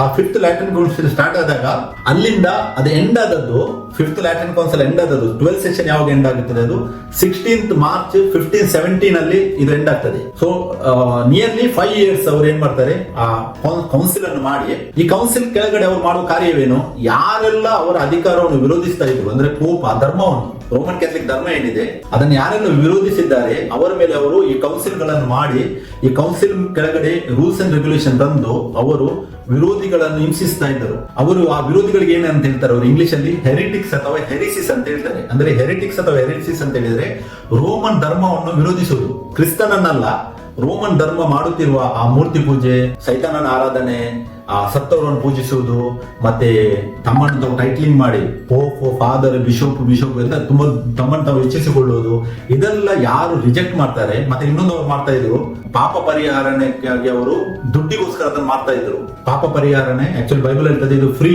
ಯೇಸು ಕ್ರಿಸ್ತನ ಫ್ರೀ ಆಗಿ ಕೊಟ್ಟಿದ್ದಾರೆ. ಬಟ್ ಅವರು ದುಡ್ಡು ತಗೊಂಡು ಪಾಪ ಪರಿಹಾರನೆ ಮಾಡ್ತಾ ಇದ್ರು. ಅಂತ ಎಲ್ಲ ದೇವದೂಷಣೆಗಳು ಅವರು ಮಾಡ್ತಾ ಇದ್ರು. ಸೊ ಅದನ್ನು ಖಂಡಿಸ್ತಾ ಇದ್ದ ಯಾರೆಲ್ಲ ಇದ್ದಾರೆ, ಇದು ಆಕ್ಚುಲಿ ಬಿಗಿನಿಂಗ್ ಟೈಮ್ ಇಂದ ಸ್ಟಾರ್ಟ್ ಆಗಿದೆ. ರೋಮನ್ ಮತ ಅಂದ್ರೆ ಮರ್ಮ ಮತ ಅದು ಸ್ಟಾರ್ಟ್ ಆಗಿದೆ ಯಾವಾಗ, ಕ್ರಿಸ್ತ ಶಕ 313. ಅದಕ್ಕಿಂತ ಮುಂಚೆ ಏನಿತ್ತು, ಅದು ರೋಮನ್ ಧರ್ಮವಾಗಿತ್ತು. ಅದಕ್ಕೆ ಇಂಗ್ಲಿಷ್ ಅಲ್ಲಿ ಪೇಗನ್ ಧರ್ಮ ಅಂತ ಹೇಳ್ತಾರೆ. ಪೇಗನ್ ಧರ್ಮ ಏನಾಗ್ತದೆ, ಅದು ರೋಮನ್ ಧರ್ಮವಾಗಿ ಚೇಂಜ್ ಆಗ್ತದೆ ಯಾವಾಗ, ಕ್ರಿಸ್ತ ಶಕ 313. ಅದೇ ಪ್ರಕಟಣೆ 2ರಲ್ಲಿ 12-13 ಓದುವಾಗ ಯೇಸು ಕ್ರಿಸ್ತರು ಹೇಳ್ತಾರೆ, ಆ ಪೆರ್ಗಮ ಸಭೆಯಲ್ಲಿ ಇರುವ ಸಿಂಹಾಸನವೇ ಸೈತಾನನ ಸಿಂಹಾಸನವಾಗಿದೆ. ಅಂದ್ರೆ ಸಭೆ ಒಳಗಡೆ ಸೈತಾನ ಬಂದು ಕೂತ್ಕೊಳ್ತಾನೆ. ಆತನು ಮೊದಲು ಕ್ರಿಶ್ಚಿಯನ್ಸ್ ಅನ್ನು ಅಂದ್ರೆ ರಿಯಲ್ ಯಾರು ಕ್ರೈಸ್ಟ್ ಫಾಲೋವರ್ಸ್ ಇದ್ದಾರೆ ಅವರನ್ನು ಹಿಂಸಿಸಿದ್ದು ಕೂಡ ಆತನು ಬಂದು ಮತ್ತೆ ಆತನೇ ಸಿಂಹಾಸನವನ್ನು ತಗೊಂಡು ಆ ರೋಮನ್ ಧರ್ಮದಲ್ಲಿ ಕೂತ್ಕೊಂಡಿದ್ದಾನೆ. ಇದು ಹೇಗೆ ನಮ್ಗೆ ಅರಿಯಬಹುದು ಅಂತ ಹೇಳಿದ್ರೆ, ನೋಡಿ ದೇವರ ವಾಕ್ಯದಲ್ಲಿ ಹೇಳ್ತದೆ, ಯಾವುದೇ ಮೂರ್ತಿಯನ್ನು ಅಥವಾ ಯಾವುದೇ ಈ ಸತ್ತವರನ್ನು ಪೂಜಿಸುವುದು, ಮನುಷ್ಯರನ್ನು ಪೂಜಿಸುವುದನ್ನು ನಾವು ಮಾಡಬಾರದಂತೇಳಿ ವಾಕ್ಯ ಹೇಳ್ತದೆ. ಬಟ್ ಅದೆಲ್ಲ ಆಚರಣೆಗಳಲ್ಲಿ ನಡೀತಾ ಇದೆ. ಅಂದ್ರೆ ದೇವರ ವಾಕ್ಯದ ವಿರುದ್ಧವಾಗಿ ಎಲ್ಲ ಕಾರ್ಯಗಳನ್ನು ನಡೆಸುವಂತದ್ದು. ಸೊ ಆತನ ಏನ್ ಮಾಡ್ತಾ ಇದ್ದ, ರಿಯಲ್ ಕ್ರಿಶ್ಚಿಯನ್ಸ್ ಏನಿದ್ದಾರೆ, ಯೇಸು ಕ್ರಿಸ್ತನಿಗೆ ಸಾಕ್ಷಿ ನೀಡಿದ್ದಾರೆ, ಅವರನ್ನು ಹಿಂಸಿಸ್ತಾ ಇದ್ದ, ಕೊಲ್ತಾ ಇದ್ದ, ನಾಶ ಮಾಡಿಸ್ತಾ ಇದ್ದ. ಇದು ನಮ್ಗೆ ಸಭೆ ಪ್ರಾರಂಭವಾದ ಬಿಗಿನಿಂಗ್ ಇಂದ ಸ್ಟೇಫನ್ ಯಾವಾಗ ರಕ್ತಸಾಕ್ಷಿ ಆಗ್ತಾನೆ ಅಲ್ಲಿಂದ ಸ್ಟಾರ್ಟ್ ಆಗಿ ಕಂಟಿನ್ಯೂ ಆಗಿ ನಡೀತಾ ಇತ್ತು. ಮತ್ತೆ ಈ ಅನೌನ್ಸ್ಮೆಂಟ್ ಆತನು ಮಾಡುದು ಯಾವಾಗ, ಇವಾಗ ಎಲ್ಲರೂ ನಾಶವಾದ್ರು, ಇನ್ನು ಯಾರು ಒಪೋಸರ್ಸ್ ಇಲ್ಲ ಅಂತೇಳಿ 1514 ಅಲ್ಲಿ ಆತನು ಅಫಿಷಿಯಲ್ ಆಗಿ ಅನೌನ್ಸ್ ಮಾಡ್ತಾನೆ ಮೇ 31ಗೆ. ಇನ್ನು ಮುಂದೆ ಯಾರು ಒಪೋಸರ್ಸ್ ಇಲ್ಲ, ಎಲ್ಲರೂ ನಾಶವಾದ್ರು ಅಂತೇಳಿ ಆತನ ಅಫಿಷಿಯಲ್ ಅನೌನ್ಸ್ಮೆಂಟ್ ಆಗಿದೆ. ಆ 5th ಲ್ಯಾಟ್ರಿನ್ ಕೌನ್ಸಿಲ್ ಅಲ್ಲಿ 9th ಸೆಷನ್ ಅಲ್ಲಿ ಆತನ ಅನೌನ್ಸ್ ಮಾಡಿದ್ದಾನೆ. ಇದಕ್ಕೆ ಪ್ರೂಫ್ ಉಂಟು ಇದಕ್ಕೆ ಇತಿಹಾಸದಲ್ಲಿ. ಸೊ ಇದನ್ನು ನಾವು ಮೊದಲು ಅರಿಯುವುದು ಅವಶ್ಯಕತೆ. ಯಾಕೆ ಇದನ್ನು ಹೇಳ್ತಾ ಇದ್ದೇನೆ ಅಂತ ಹೇಳಿದ್ರೆ, ಈ ವಾಕ್ಯಕ್ಕೆ ಇದು ಕನೆಕ್ಟೆಡ್ ಇದೆ. ಮುಂದೆ ಧ್ಯಾನಿಸೋಣ ನಾವು. ಇದರಿಂದ ಕ್ಯಾಥೋಲಿಕ್ ಚರ್ಚ್ ಇದು ಘೋಷಣೆ ಮಾಡ್ತದೆ, ನಿಜವಾದ ಕ್ರೈಸ್ತ ಧರ್ಮವು ಸತ್ತದ್ದಾಗಿದೆ ಎಂದು. ನಂಬಿಗಸ್ತರನ್ನು ಮೌನಗೊಳಿಸಲಾಗುತ್ತದೆ, ಅವರನ್ನು ಲೋಕದ ಮೂಲೆ ಮೂಲೆಗಳಿಗೆ ಚಲಿಸಲಾಗಿದೆ. ಮತ್ತೆ ಕ್ಯಾಥೋಲಿಕ್ ಸುಳ್ಳು ಸಭೆ ಏನಿದೆ ಅದರ ವಿರುದ್ಧ ನಿಲ್ಲುವ ಶಕ್ತಿ ನಿಜವಾದ ಕ್ರಿಸ್ತನ ಅನುಯಾಯಿಗಳಿಗೆ ಇಲ್ಲದಂತಾಗುತ್ತದೆ. ಅದೇ ಆ ಅನೌನ್ಸ್ಮೆಂಟ್, ಅದೇ ಅಲ್ಲಿ ವಾಕ್ಯವು ಹೇಳುವಂತದ್ದು. ಅಧೋಲೋಕದಿಂದ ಬಂದ ಮೃಗವು ಅವರ ಮೇಲೆ ಯುದ್ಧ ಮಾಡಿ ಅವರನ್ನು ಜಯಿಸ್ತದೆ ಅಂತ ಹೇಳಿದ್ರೆ ಅದು ಸ್ಪಿರಿಚುವಲ್ ರೆಲ್ಮ್ ಅಲ್ಲಿ ಆತನ ಅನೌನ್ಸ್ಮೆಂಟ್ ದೇವರ ವಿರುದ್ಧ, ಅಂದ್ರೆ ದೇವರ ವಾಕ್ಯದ ವಿರುದ್ಧ. ನೋಡಿ, ಪೋಪ್ ಇದ್ದಾನಲ್ಲ, 3 ಪೊಸಿಷನ್ಸ್ ಅನ್ನು ಈ ಲೋಕದಲ್ಲಿ ತನ್ನದಾಗಿಸಿಕೊಂಡಿದ್ದಾನೆ. ಆಕ್ಚುಲಿ ದೇವರೇ ಅದನ್ನು ಆಲ್ರೆಡಿ ದೇಹದಲ್ಲಿ ಬಂದು ತೆಗೆದುಕೊಂಡಿದ್ದಾನೆ. ಅದು ಓಲ್ಡ್ ಟೆಸ್ಟ್ಮೆಂಟ್ ಅಲ್ಲಿ ಮನುಷ್ಯರಿಗೂ ಕೊಟ್ಟಿದ್ರು. ಅದ್ಯಾವುದು? ಒಂದು ಮಹಾಯಾಜಕನ ಪದವಿ, ಮತ್ತೊಂದು ಪ್ರಾಫೆಟ್, ಪ್ರವಾದಿ. ಯೇಸು ಕ್ರಿಸ್ತರ ಗ್ರೇಟೆಸ್ಟ್ ಪ್ರಾಫೆಟ್ ಆಗಿ ಪ್ರಕಟವಾಗಿದ್ದಾರೆ. ಮತ್ತೆ ಇನ್ನೊಂದು ರಾಜಾದಿರಾಜ ಕರ್ತಾದಿಕರ್ತನು ಸ್ವತಃ ಯೇಸು ಕ್ರಿಸ್ತರಾಗಿದ್ದಾರೆ. ಬಟ್ ಪೋಪ್ ಏನ್ ಮಾಡಿದ್ದಾನೆ? ತನ್ನನ್ನು ತಾನೇ ಆತನು ಪಾಂಟಿಫೆಕ್ಸ್ ಮ್ಯಾಕ್ಸಿಮಸ್ ಅಂತ ಹೇಳಿ ಆತನು ಡಿಕ್ಲೇರ್ ಮಾಡಿದ್ದಾನೆ. ಪಾಂಟಿಫೆಕ್ಸ್ ಮ್ಯಾಕ್ಸಿಮಸ್ ಅಂತ ಹೇಳಿದ್ರೆ ಮಹಾಯಾಜಕ. ಬೈಬಲ್ ಹೇಳ್ತದೆ ಹೊಸ ಒಡಂಬಡಿಕೆಯಲ್ಲಿ ಯಾಜಕರು ಎಲ್ಲರಾಗಿದ್ದಾರೆ. ಯಾರೆಲ್ಲ ಕ್ರಿಸ್ತನಲ್ಲಿದ್ದಾರೆ ಅವರೆಲ್ಲರೂ ಯಾಜಕರಾಗಿದ್ದಾರೆ. ಫಸ್ಟ್ ಪೀಟರ್ 2:9, ರೆವಲ್ಯೂಷನ್ 1:7 ಮತ್ತೆ ರೆವಲ್ಯೂಷನ್ 5:10 ನಲ್ಲಿ ವಾಕ್ಯ ಉಂಟು ನಮಗೆ. ನಾವೆಲ್ಲರೂ ಯಾಜಕರಾಗಿದ್ದೇವೆ, ರಾಜ ವಂಶಸ್ಥರಾದ ಯಾಜಕರಾಗಿದ್ದೇವೆ. ಮಹಾಯಾಜಕ ಯಾರು? ಯೇಸು ಕ್ರಿಸ್ತನು. ಬಟ್ ಪೋಪ್ ಏನ್ ಮಾಡಿದ್ದಾನೆ? ಆ ಪದವಿಯನ್ನು ತನ್ನದಾಗಿಸಿಕೊಂಡಿದ್ದಾನೆ. ಓಕೆ, ಒಂದು. ಸೆಕೆಂಡ್, ಆತನು ಪ್ರಾಫೆಟ್ ಅಂತೇಳಿ ತನ್ನನ್ನು ಗುರುತಿಸಿದ್ದಾನೆ. ಅಂದ್ರೆ ಆತನು ಪ್ರವಾದಿ ಅಂತೇಳಿ ತನ್ನನ್ನು ಗುರುತಿಸಿದ್ದಾನೆ. ಬಟ್ ಪ್ರಾಫೆಟ್ ಯಾರು? ಇವಾಗ ಹೊಸ ಒಡಂಬಡಿಕೆಯಲ್ಲಿ ಸಭೆ ಪ್ರಾಫೆಟ್ ಆಗಿ ಕ್ರಿಸ್ತನ ಎಲ್ಲರ ಒಳಗೆ ವಾಸ ಮಾಡ್ತಾನೆ. ಲೋಕಕ್ಕೆ ಪ್ರವಾದಿಯಾಗಿ ದೇವರು ಸಭೆಯನ್ನು ಇಟ್ಟಿದ್ದಾರೆ. ಸಭೆ ಒಳಗಡೆ ಕೂಡ ಪ್ರವಾದಿ ಗಿಫ್ಟ್ ಇದೆ. ಅದರಲ್ಲಿ ಯಾರು ಹೆಚ್ಚಿಸಿಕೊಳ್ಳುವುದಕ್ಕೆ ಏನಿಲ್ಲ. ಅದೊಂದು ಗಿಫ್ಟ್. 9 ಗಿಫ್ಟ್ ಅಲ್ಲಿ ಅದೊಂದು ಗಿಫ್ಟ್. ಅದು ಸಭೆಯ ಎಡಿಫಿಕೇಶನ್ಗೋಸ್ಕರ ಅಥವಾ ಸಭೆ ಅಭಿವೃದ್ಧಿಗೋಸ್ಕರವಾಗಿ. ಸೊ ಪ್ರಾಫಿಟ್, ಮಹಾ ಪ್ರಾಫಿಟ್ ಅಂತ ಹೇಳಿ ಕೂಡ ಆತನ ತನ್ನನ್ನು ಗುರುತಿಸಿಕೊಂಡಿದ್ದಾನೆ. ಮತ್ತೆ ಥರ್ಡ್, ರಾಜಾದಿರಾಜನು ಕರ್ತಾದಿಕರ್ತನು, ಅಂದ್ರೆ ಕಿಂಗ್ ಆಫ್ ಕಿಂಗ್ಸ್ ಅಂತೇಳಿ, ಕ್ರಿಸ್ತನ ಪ್ರತಿನಿಧಿ ಅಂತೇಳಿ ಆತನು. ಅದು ಲ್ಯಾಟಿನ್ ವರ್ಡ್ ವಿಕಾರ್ ಫಿಲಿಡೇ ಅಂತೇಳಿ, ಅಂದ್ರೆ ವಿಕಾರ್ ಆಫ್ ಕ್ರೈಸ್ಟ್ ಅಂತೇಳಿ ಹೇಳ್ತಾರೆ. ಅಂದ್ರೆ ಆತನು ರಾಜ, ಕಿಂಗ್, ಕ್ರಿಸ್ತನ ಪ್ರತಿನಿಧಿ. ನಾನು ಕ್ರಿಸ್ತನನ್ನು ಈ ಲೋಕದಲ್ಲಿ, ಕ್ರಿಸ್ತನ್ ನನಗೆ ಅಧಿಕಾರ ಕೊಟ್ಟಿದ್ದಾನೆ, ನಾನು ಹೆಡ್ ಅಂತೇಳಿ ಆತನು ತನ್ನನ್ನು ಪ್ರಕಟಿಸಿದ್ದಾನೆ. ಸೊ ಈ 3 ಆಫೀಸಸ್ ತನ್ನದಾಗಿಸಿಕೊಂಡು ಆತನು ಕ್ರಿಸ್ತನನ್ನು ಪ್ರತಿನಿಧಿಸ್ತಾ ಇದ್ದಾನೆ. ಅಂದ್ರೆ ಇವಾಗಲೂ ಕೂಡ ಅದೇ ಹೇಳ್ತಾ ಇದ್ದಾರೆ ಅವರು ಪವಿತ್ರ ಸಭೆ ಅಂತ ಹೇಳ್ತಾರೆ. ಪವಿತ್ರ ಸಭೆಯಲ್ಲಿ ಎಲ್ಲಾ ಕಚರಗಳು ತುಂಬಿಕೊಂಡಿದೆ. ಪವಿತ್ರ ಸಭೆ ಅಂದ್ರೆ ದೇವರ ವಾಕ್ಯದಲ್ಲಿ ಪವಿತ್ರ ಆಗಬೇಕು, ಲೋಕದ ರೀತಿಯಲ್ಲಿ ಪವಿತ್ರ ಅಲ್ಲ. ಅದಕ್ಕೆ ಪವಿತ್ರ ಅಂತ ಹೇಳೋದಿಲ್ಲ, ದೇವರ ವಾಕ್ಯಕ್ಕೆ, ದೇವರ ವಾಕ್ಯವನ್ನು ಉಲ್ಲಂಘಿಸುವುದು ಅಂತ ಹೇಳಿದರೆ ಸೃಷ್ಟಿಕರ್ತನಾದ ದೇವರ ವಾಕ್ಯ. ಅದು ಒಂದೊಂದು ವಾಕ್ಯಕ್ಕೆ, ಒಂದೊಂದು ಶಬ್ದಕ್ಕೆ ದೇವರು ಮೀನಿಂಗ್ಫುಲ್ ಆಗಿ ಇಟ್ಟಿದ್ದಾರೆ. ಅದನ್ನೇ ವಿರೋಧಿಸುವುದು ಅಂತ ಹೇಳಿದ್ರೆ ಅದು ದೇವರಿಂದ ಬರುವಂತ ಕಾರ್ಯವಲ್ಲ. ದೇವರ ಆತ್ಮನ ಏನ್ ಮಾಡ್ತಾನೆ? ದೇವರ ವಾಕ್ಯಕ್ಕೆ ತನ್ನ ತಗ್ಗಿಸಿಕೊಳ್ಳುವಂತೆ ಮಾಡ್ತಾನೆ. ಬಟ್ ದೇವರಿಂದ ಬರದೇ ಇರುವಂತ ಆತ್ಮ ಅದೇನ್ ಮಾಡ್ತದೆ? ದೇವರ ವಾಕ್ಯದ ವಿರುದ್ಧವಾಗಿ ಎಲ್ಲವೂ ಕಾರ್ಯ ಮಾಡ್ತದೆ. ಸೊ ಅದಕ್ಕೆ ಅದನ್ನ ಅರಿಯಿರಿ. ನಮಗೆ ಫಸ್ಟ್ ಸ್ಪಿರಿಚುವಲ್ ರೆಲ್ಮ್ ಅಲ್ಲಿ ನಾವು ಅರಿಬೇಕು ನಮ್ಮ ವಿರೋಧಿ ಯಾರು, ನಮ್ಗೆ ನಮ್ಮ ವಿರೋಧಿ ಯಾರು, ನಾವು ಯಾರ ಜೊತೆ ಫೈಟ್ ಮಾಡ್ತೇವೆ ಅಂತ ನಮ್ಗೆ ಗೊತ್ತಿಲ್ಲದಿದ್ರೆ ಮತ್ತೆ ನಾವು ಫೈಟ್ ಯಾರ ಹತ್ರ ಮಾಡೋದು? ಸೊ ಇದನ್ನು ಮೊದಲು ನಾವು ಅರಿಬೇಕು, ನಮ್ಮ ವಿರೋಧಿ ಯಾರಾಗಿದ್ದಾನೆ ಎಂಬುದನ್ನು ಅರಿಯುವುದು ತುಂಬಾ ಅವಶ್ಯಕತೆಯಾಗಿದೆ. ಸೊ ಈ ಅನೌನ್ಸ್ಮೆಂಟ್ ಏನಿದೆ, ಆತನು ಎಲ್ಲಾ ಕ್ರಿಸ್ತನ ಅನುಯಾಯಿಗಳು ಫಿನಿಶ್ ಆದ್ರು, ನಾನೇ ರಾಜ, ಎಲ್ಲರೂ ನನಗೆ ಸಬ್ಜೆಕ್ಟ್, ಅಂದ್ರೆ ನನಗೆ ಎಲ್ಲರೂ ನನ್ನ ಮುಖಾಂತರನೇ ಎಲ್ಲರೂ ನಡೆಯುವುದು ಅಂತೇಳಿ ಅದನ್ನು ಅನೌನ್ಸ್ಮೆಂಟ್ ಮಾಡಿದ. ಈ ಡೇಟ್ ಯಾಕೆ ಪುನಃ ಯಾಕೆ ಹೇಳ್ತೇನೆ ಅಂದ್ರೆ ಇದು ವೆರಿ ಇಂಪಾರ್ಟೆಂಟ್. 31st May 1514 ಅಲ್ಲಿ ಆತನ ಅನೌನ್ಸ್ ಮಾಡಿದ್ದಾನೆ. ಇದರದ್ದು ನೆಕ್ಸ್ಟ್ ರಿಸರೆಕ್ಷನ್ ಕೂಡ ಆಗ್ತದೆ. ಅದು ಮುಂದೆ ನೆಕ್ಸ್ಟ್ ಬರುವ ವಾಕ್ಯಗಳಲ್ಲಿ ಉಂಟು. ಮಾರ್ಟಿನ್ ಲೂಥರ್ ರೈಸ್ ಆದದ್ದು ಯಾವಾಗ? October 31st 1517 ಅಲ್ಲಿ. ಎಕ್ಸಾಕ್ಟ್ಲಿ 3.5 years ದೇವರ ಕಾರ್ಯ ನೋಡಿ. ಪೋಪ್ನ ಅನೌನ್ಸ್ಮೆಂಟ್ 31st May 1514 ಅಲ್ಲಿ, ಮಾರ್ಟಿನ್ ಲೂಥರ್ ರೈಸ್ ಆದದ್ದು 31st October 1517 ಅಲ್ಲಿ. Exactly 3.5 years. ನೆಕ್ಸ್ಟ್ ಬರುವ ವಾಕ್ಯದಲ್ಲಿ ನಮಗೆ ಸಿಗ್ತದೆ ಅದು. ಆ ಟೈಮ್ ಅಲ್ಲಿ ನಾನು ಎಕ್ಸ್ಪ್ಲೇನ್ ಮಾಡ್ತೇನೆ ಅದನ್ನು. ಸೊ ಇದನ್ನು ನೀವು ಅರಿಯಿರಿ. ಈ ಸ್ಪಿರಿಚುವಲ್ ವಾರ್ ಅಲ್ಲಿ ಪೋಪ್ ದೇವರ ವಾಕ್ಯದ ವಿರುದ್ಧ ಅನೌನ್ಸ್ಮೆಂಟ್ ಮಾಡ್ತಾನೆ. ಅದೇ ಆತನ ಡಿಕ್ಲರೇಷನ್ ಅನ್ನು ಸೂಚಿಸುವಂತದ್ದಾಗಿದೆ. ಅಲ್ಲಿ ವಾಕ್ಯ ನಾನು ಪುನಃ ಓದ್ತೇನೆ ಬೇಕಿದ್ರೆ. ನಾವು ಧ್ಯಾನಿಸಿದ ವಾಕ್ಯ ಏನಿದೆ? ಅಧೋಲೋಕದಿಂದ ಬರುವ ಮೃಗವು ಇವರ ಮೇಲೆ ಯುದ್ಧ ಮಾಡಿ ಇವರನ್ನು ಜಯಿಸಿ ಕೊಲ್ಲುವುದಂತ ಹೇಳಿದರೆ ಇದು ಆತ್ಮಿಕವಾದಂತ ಮರಣವನ್ನು ಸೂಚಿಸಿದೆ. ಇದು ದೇವರ ವಾಕ್ಯಕ್ಕೆ ಆತನ ಸವಾಲಾಕಿ ತನ್ನನ್ನು ಪ್ರಕಟಿಸುವುದನ್ನು ಸೂಚಿಸುವಂತದ್ದಾಗಿದೆ. ಇದು ದೇಹದ ಮರಣ ಅಲ್ಲ ಎಂಬುದನ್ನು ಮೊದಲು ನಾವು ಅರಿಯುವ ಅವಶ್ಯಕತೆಯಾಗಿದೆ. ಓಕೆ, ಇದರ ಕಂಟಿನ್ಯೂಷನ್ ಆಗಿ ಪ್ರಕಟಣೆ 11:8 ಈ ತರ ಹೇಳ್ತದೆ ನೋಡಿ. ಈ ಸಾಕ್ಷಿಗಳ ಶವಗಳು ಮಹಾಪಟ್ಟಣದ ಬೀದಿಯಲ್ಲಿ ಬಿದ್ದಿರುವವು ಅಂತೇಳಿ ವಾಕ್ಯ ಹೇಳ್ತದೆ. ಇಲ್ಲಿ ನಾವು ಧ್ಯಾನಿಸಬೇಕು. ಇದರಲ್ಲಿ ಸಾಕ್ಷಿಗಳ ಶವಗಳು ಅಂತಾರೆ ಏನು? ಇದು ನಾವು ಮೊದಲು ಧ್ಯಾನಿಸಿದೆವು. ಮೊದಲನೇ ವಾಕ್ಯ ಅದು ಸ್ಪಿರಿಚುವಲ್ ಮೀನಿಂಗ್ ಕೊಡ್ತಾ ಇರುವಾಗ ಈ ಸಾಕ್ಷಿಗಳ ಶವಗಳು ಅಂತ ಹೇಳಿದ್ರೆ ಇದು ಕೂಡ ಸ್ಪಿರಿಚುವಲ್ ಆಗ್ಬೇಕಲ್ಲ, ಇದು ಫಿಸಿಕಲ್ ಹೇಗೆ ಆಗುದು? ಇಷ್ಟರ ತನಕ ಎಲ್ಲರೂ ತಗೊಂಡಿದ್ದಾರೆ ಇದು ಫಿಸಿಕಲ್. ಯಾಕಂದ್ರೆ ಎಲ್ಲರ ಮೈಂಡ್ ಅಲ್ಲಿ ಏನಿದೆ? ವಾಕ್ಯ ಇಬ್ಬರು ಮನುಷ್ಯರು ಬಂದು ಸಾಯೋದು ಅಂತೇಳಿ. ಅಂದ್ರೆ ಫಸ್ಟ್ ಆಫ್ ಆಲ್ ತೆಗೆದುಕೊಂಡ ಬೇಸೇ ರಾಂಗ್ ಆಗಿದೆ. ಬೇಸ್ ರಾಂಗ್ ಆದ್ರೆ ಮತ್ತೆಲ್ಲ ಫುಲ್ ರಾಂಗ್ ಆಗುತ್ತೆ, ನಮ್ಗೆ ಗೊತ್ತುಂಟು. ಸೊ ಸಾಕ್ಷಿಗಳ ಶವಗಳು ಅಂತ ಹೇಳಿದ್ರೆ ಇದು ಸ್ಪಿರಿಚುವಲ್ ಮೀನಿಂಗ್ ಕೊಡುವಂತದ್ದಾಗಿದ್ದು ಫಿಸಿಕಲ್ ಅಲ್ಲ. ದೇಹದ ಮರಣ ಬಗ್ಗೆ ಇಲ್ಲಿ ವಾಕ್ಯ ಮಾತಾಡ್ತಾ ಇಲ್ಲ, ಇದು ಆತ್ಮಿಕ ಮರಣ ಬಗ್ಗೆ ಮಾತಾಡ್ತಾ ಇದೆ. ಅಂದ್ರೆ ಈ ಸಾಕ್ಷಿಗಳ ಶವಗಳು ಮಹಾಪಟ್ಟಣದ ಬೀದಿಯಲ್ಲಿ ಬಿದ್ದಿರುವು. ಈ ವಾಕ್ಯದಲ್ಲಿ ಸಾಕ್ಷಿಗಳ ಶವಗಳ ಅರ್ಥ ಇದು ಮನುಷ್ಯರ ಶವಗಳಲ್ಲ, ಸರಿಯಾಗಿ ಅರಿಯುವ.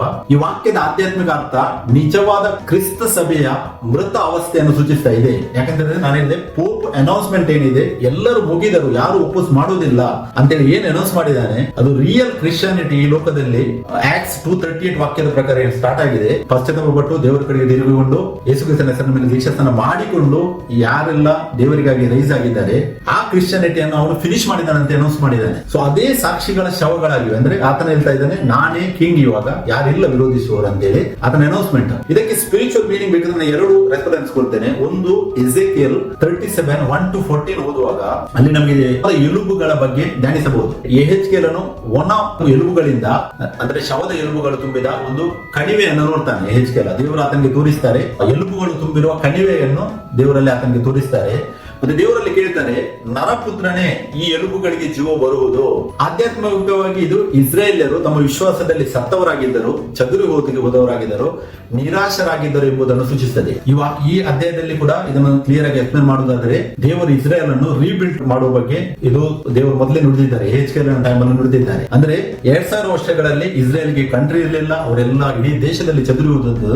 ಈ ಅಧ್ಯಾಯದಲ್ಲಿ ದೇವರು ಆ ಇಸ್ರಾಯೇಲ್ ಅನ್ನು ಒಟ್ಟಿಗೆ ತರುವ ಬಗ್ಗೆ ದೇವರಲ್ಲಿ ಪ್ರವಾದನೆ ನುಡಿಯುತ್ತಾರೆ ಮೊದಲೇ. ಸೊ ಅವರಿಗೆ ಯಾವ ತರ ಅಂತ ಹೇಳಿದ್ದಾರೆ, ಆ ಎಲುಬುಗಳಿಗೆ ಮಾಂಸಖಂಡಗಳು ಬರುವು, ನರಗಳು ಹಬ್ಬುವು, ಮತ್ತೆ ಶ್ವಾಸ ಬರುವುದು. ತುಂಬಾ ಸ್ಟೆಪ್ ಉಂಟದಲ್ಲಿ. ಇದು ಸ್ಟಾರ್ಟ್ ಆಗಿದೆ ಆಲ್ರೆಡಿ ಕ್ರಿಸ್ತ ಶಕ 1917 ಯಾವಾಗ ಈ ಒಟೋಮನ್ ಎಂಪೈರ್ ಇಂದ ದೇವರು ಇಸ್ರಾಯೇಲ್ ಅನ್ನು ಹೊರಗೆ ತರ್ತಾರಲ್ಲ. ಯಾಕಂದ್ರೆ ಇಸ್ರಾಯೇಲ್ 400 ವರ್ಷಗಳು ಅವರ ಅಂಡರ್ ಇದ್ರು. ನಾನು ಆಲ್ರೆಡಿ ಇದರ ಬಗ್ಗೆ ಒಂದು ವಿಡಿಯೋ ಹಾಕಿದ್ದೇನೆ. ಕ್ರಿಸ್ತ ಶಕ 1517 ಕ್ರಿಸ್ತ ಶಕ 1917 ತನಕ ಇಸ್ರಾಯೇಲ್ ಟರ್ಕಿ ಅಂಡರ್ ಇತ್ತು. ಅಂದ್ರೆ ಒಟೋಮನ್ ಎಂಪೈರ್ ಆಳ್ವಿಕೆಯಲ್ಲಿತ್ತು. ದೇವರು ಆ ಟೈಮಲ್ಲಿ ಏನ್ ಮಾಡ್ತಾರೆ, 1917 ಇಂಗ್ಲೆಂಡ್ ಅನ್ನು ರೈಸ್ ಮಾಡಿ ಆ ಟರ್ಕಿಯಿಂದ ಇಸ್ರೇಲ್ ಅನ್ನು ಹೊರಗೆ ತರ್ತಾರೆ. ಅದೇ ಇದು ಎಜೆಕಿಯಲ್ ಬುಕ್ ಏನಿದೆ 37ನೇ ಅಧ್ಯಾಯ ಅದೇ ಸೂಚಿಸುವಂತದ್ದಾಗಿದೆ. ಅದರಲ್ಲಿ 3 ಸ್ಟೆಪ್ ಉಂಟು. ಒಂದು, ಇಸ್ರೇಲ್ ಅನ್ನು ದೇವರು ಹೊರಗೆ ತರ್ತಾರೆ. ಕ್ರಿಸ್ತ ಶಕ 1880 ಸ್ಟಾರ್ಟ್ ಆಗಿ ಇದು ಕ್ರಿಸ್ತ ಶಕ 1948 ಅವರಿಗೆ ಸ್ವಾತಂತ್ರ್ಯ ಬರುವ ತನಕ ಅಷ್ಟು ವರ್ಷಗಳು ಫಸ್ಟ್ ಅಲ್ಲಿ ಮಾಂಸಖಂಡಗಳು ಬಂದು ಮತ್ತೆ ನರಗಳ ಅದನ್ನೆಲ್ಲ ಸೂಚಿಸಿದೆ. ಆಮೇಲೆ ಅವರಿಗೆ 1965 ಇನ್ನೊಂದು ಇನ್ಸಿಡೆಂಟ್ ಆಗ್ತದೆ. ಆಮೇಲೆ ನೆಕ್ಸ್ಟ್ ಇನ್ನೂ ಅದರಲ್ಲಿ ಥರ್ಡ್ ಪಾರ್ಟ್ ಉಳಿದಿದೆ. ಅದೇ ಒಂದು ಶ್ವಾಸ ಬರುವುದು. ಇನ್ನೂ ಅವರಿಗೆ ಶ್ವಾಸ ಬಂದಿಲ್ಲ. ಶ್ವಾಸ ಬರುವುದು ಯಾವಾಗ, ಯೇಸು ಕ್ರಿಸ್ತನ 2ನೇ ಆಗಮನದಲ್ಲಿ ಅವರು ಯೇಸು ಕ್ರಿಸ್ತನನ್ನು ಅಂಗೀಕರಿಸ್ತಾರೆ, ಅದು ಶ್ವಾಸ ಬರ್ತದೆ ಅವರಿಗೆ. ಸೊ ಈ ಸ್ಪಿರಿಚುವಲ್ ಅಧ್ಯಾಯ ಏನಿದೆ ಎಜೆಕಿಯಲ್ 37 ಇದನ್ನು ಕೂಡ ಅರ್ಥ ಮಾಡಿ, ನಾನು ಆಕ್ಚುಲಿ ಯಾಕೆ ಕನೆಕ್ಟ್ ಮಾಡ್ತೇನೆ, ಒಂದು ಎಕ್ಸಾಂಪಲ್ ಕೊಟ್ಟು ನಾನು ಇಲ್ಲಿ ಹೇಳ್ತಾ ಇದ್ದೇನೆ ನಿಮಗೆ. ಸೊ ಅದಕ್ಕೆ ಅವರ ದೇವರ ಆತ್ಮ ಬಂದಾಗ ಅವರ ಎಲುಬುಗಳು ಜೀವ ಪಡೆದು ನಿಂತವು ಅಂತೇಳಿ ಹೇಳ್ತದೆ. ಅದು ಮುಂದೆ ಆಗ್ಬೇಕು, ಅದ್ರಲ್ಲಿ ಒಂದು ಸ್ಟೆಪ್ ಇನ್ನು ಬಾಕಿ ಇದೆ. ಸೊ ಇಲ್ಲಿ ಶವ, ಈ ಅಧ್ಯಾಯದಲ್ಲಿ ಕೂಡ ಶವ ಅಂತ ಹೇಳಿದ್ರೆ ಅದು ದೇವರ ಆತ್ಮವಿಲ್ಲದೆ ಇರುವ ದೇವ ಜನರು ಅಂತೇಳಿ ಆಧ್ಯಾತ್ಮಿಕ ಸಾವನ್ನು ಸೂಚಿಸ್ತಾ ಇದೆ. ನಾವೇನು ಧ್ಯಾನಿಸಿದೆ ಅಲ್ಲ, ಈ ಸಾಕ್ಷಿಗಳ ಶವಗಳು ಅಂತ ಹೇಳಿದ್ರೆ ಇದರ ಆತ್ಮಿಕ ಅರ್ಥ ದೇವರ ಆತ್ಮವಿಲ್ಲದೆ ಇರುವ ದೇವ ಜನರು. ಅಂದ್ರೆ ಯಾರೆಲ್ಲ ದೇವರ ಆತ್ಮವನ್ನು ಹೊಂದಿಲ್ಲ, ದೇವರ ವಾಕ್ಯವನ್ನು ಹೊಂದಿಲ್ಲ. ಆತ್ಮ ಅಂದ್ರೆ ವಾಕ್ಯ ಆತ್ಮ ಬೇರೆ ಬೇರೆ ಅಲ್ಲ, ವಾಕ್ಯವೇ ಆತ್ಮ. ಸೊ ದೇವರ ವಾಕ್ಯವನ್ನು ಯಾರೆಲ್ಲ ಹೊಂದಿಲ್ಲ ಅವರನ್ನು ಸೂಚಿಸುವಂತ ಇದು ಆಧ್ಯಾತ್ಮಿಕ ಸಾವನ್ನು ಸೂಚಿಸುವಂತದ್ದು. ಇನ್ನೊಂದು ಎಕ್ಸಾಂಪಲ್ ಬೇಕಿದ್ರೆ ನಿಮ್ಗೆ ಎಫೆಷಿಯನ್ 2:1 ಕೂಡ ನಮಗೆ ಧ್ಯಾನಿಸಬಹುದು. ಅಲ್ಲಿ ಪೌಲನು ಹೇಳ್ತಾನೆ, ಆತನು ಅಪರಾಧಗಳ ಮತ್ತು ಪಾಪಗಳ ದೆಸೆಯಿಂದ ಸತ್ತವರಾಗಿದ್ದ ನಿಮ್ಮನ್ನು ಸಹ ಬದುಕಿಸಿದನು ಅಂತ ಹೇಳ್ತದೆ. ಇದು ಬದುಕಿಸಿದನ ಅಂತ ಹೇಳಿದ್ರೆ ದೇಹದಲ್ಲಿ ಬದುಕಿಸಿದನಲ್ಲ, ನಮಗೆ ನಮ್ಮನ್ನು ನೂತನ ಪಡಿಸಿದನ ಅಂತೇಳಿ 2 ಕೊರಿಂಥಿಯನ್ 5:17, 1 ಪೀಟರ್ 1:23 ಪುನರುತ್ಥಾನ ಮತ್ತೆ ನೂತನ ಸೃಷ್ಟಿ ಮಾಡಿದ್ದಾನೆ. ಅಂದ್ರೆ ಏನದು, ಆತ್ಮದಲ್ಲಿ ನಾವು ಹೊಸಬರಾಗಿದ್ದೇವೆ. ಅದೇ ಇಲ್ಲಿ ಪೌಲನು ಏನ್ ಹೇಳ್ತಾನೆ, ಆತನು ಅಪರಾಧಗಳ ಮತ್ತು ಪಾಪಗಳ ದೆಸೆಯಿಂದ ಸತ್ತವರಾಗಿದ್ದ ನಿಮ್ಮನ್ನು ಸಹ ಬದುಕಿಸಿದನು. ಹೇಗೆ ಬದುಕಿಸಿದನು, ಇದೇ ದೇಹದಲ್ಲಿ ಇದ್ದೇವೆ ಬಟ್ ನಮ್ಮನ್ನು ನೂತನ ಪಡಿಸಿದ್ದಾನೆ. ಸೊ ಪೌಲ ಹೇಳ್ತಿದ್ದಾರೆ, ಒಂದು ಕಾಲದಲ್ಲಿ ನಾವು ದೇವರನ್ನು ಅರಿಯದೇ ಇದ್ದಾಗ, ಅಂದ್ರೆ ಶವ ಸ್ಥಿತಿಯಲ್ಲಿದ್ದ ನಮ್ಮನ್ನು ಆಧ್ಯಾತ್ಮಿಕ ಮೃತಾವಸ್ಥೆ ಬಗ್ಗೆ ವಿವರಿಸಿ ಹೇಳಿದ್ದಾರೆ. ಆ ಸಮಯದಲ್ಲಿ ನಾವು ದೇಹದಲ್ಲಿ ಜೀವಂತವಾಗಿದ್ದರೂ ಕೂಡ ಅಪರಾಧಗಳ ಮತ್ತು ಪಾಪಗಳ ದೆಸೆಯಿಂದ ದೇವರ ದೃಷ್ಟಿಯಲ್ಲಿ ನಾವು ಸತ್ತ ಶವಗಳಾಗಿದ್ದೆವು. ಇವಾಗ ದೇವರು ನಮ್ಮನ್ನು ಆತ್ಮಿಕ ವಲಯದಲ್ಲಿ ಕ್ರಿಸ್ತನೊಂದಿಗೆ ಎಬ್ಬಿಸಿದ್ದಾನೆ ಅನ್ನೋದನ್ನು ವಿವರಿಸಿ ಆತನ ಹೇಳಿದ್ದಾನೆ. ಸೊ ಆತ್ಮಿಕ ಮರಣ ಮತ್ತು ಆತ್ಮಿಕ ಪುನರುತ್ಥಾನ. ಆತ್ಮಿಕ ಮರಣ ಆದದ್ದಲ್ಲಿ ಆದಾಮನಿಗೆ ಮೊದಲನೇ ಟೈಮ್ ಅಲ್ಲಿ ಆಗಿದ್ದು, ಆದಾಮನಿ ಯಾವಾಗ ಪಾಪ ಮಾಡಿದನು ಆವಾಗ ಆತ್ಮಿಕ ಮರಣ ಆದದ್ದು. ಆತ್ಮಿಕ ಪುನರುತ್ಥಾನ ಆದದ್ದಲ್ಲಿ ಕ್ರಿಸ್ತನಲ್ಲಿ ಯಾರೆಲ್ಲ ಕ್ರಿಸ್ತನನ್ನು ದೇವರ ವಾಕ್ಯಕ್ಕೆ ಅನುಗುಣವಾಗಿ ಯಾರೆಲ್ಲ ಎಕ್ಸೆಪ್ಟ್ ಮಾಡ್ತಾರೆ ಆವಾಗ ಅವರಿಗೆ ಆತ್ಮಿಕ ಪುನರುತ್ಥಾನ ಆಗ್ತದೆ. ಮತ್ತೆ 1 ಕೊರಿಂಥ 12:2 ಕೂಡ ಒಂದು ವಾಕ್ಯ ಇರ್ತದೆ, ನೀವು ಅಜ್ಞಾನಿಗಳಾಗಿದ್ದಾಗ ನಿಮಗೆ ಪ್ರೇರಣೆಯಾದ ಹಾಗೆ ಮೂಕ ವಿಗ್ರಹಗಳ ಬಳಿಗೆ ಹೋಗುತ್ತಿದ್ದೀರಿ ಎಂದು ಬಂದ್ಲೇನು. ಯಾರೆಲ್ಲ ವಿಗ್ರಹಗಳ ಬಳಿಗೆ ಹೋಗ್ತಾರಲ್ಲ, ವಾಕ್ಯ ಹೇಳ್ತದೆ ಅವರು ಅಜ್ಞಾನಿಗಳು, ಅಂದ್ರೆ ಅವರು ಮೃಗ, ಪಶು. ಸೊ ಅದೇ ಹೇಳಿದ ನಾನು, ಆಡಳಿತ ನಡೆಸ್ತಾ ಇದೆ. ಒಂದು ವೇಳೆ ಆ ಮೃಗವು ಸರಿಯಾದ ರೀತಿಯಲ್ಲಿ ಆಡಳಿತ ನಡೆಸಿದ್ರೆ ಅಲ್ಲಿ ಒಂದು ಕೂಡ ಮೂರ್ತಿ ಇರ್ತಾ ಇರಲಿಲ್ಲ.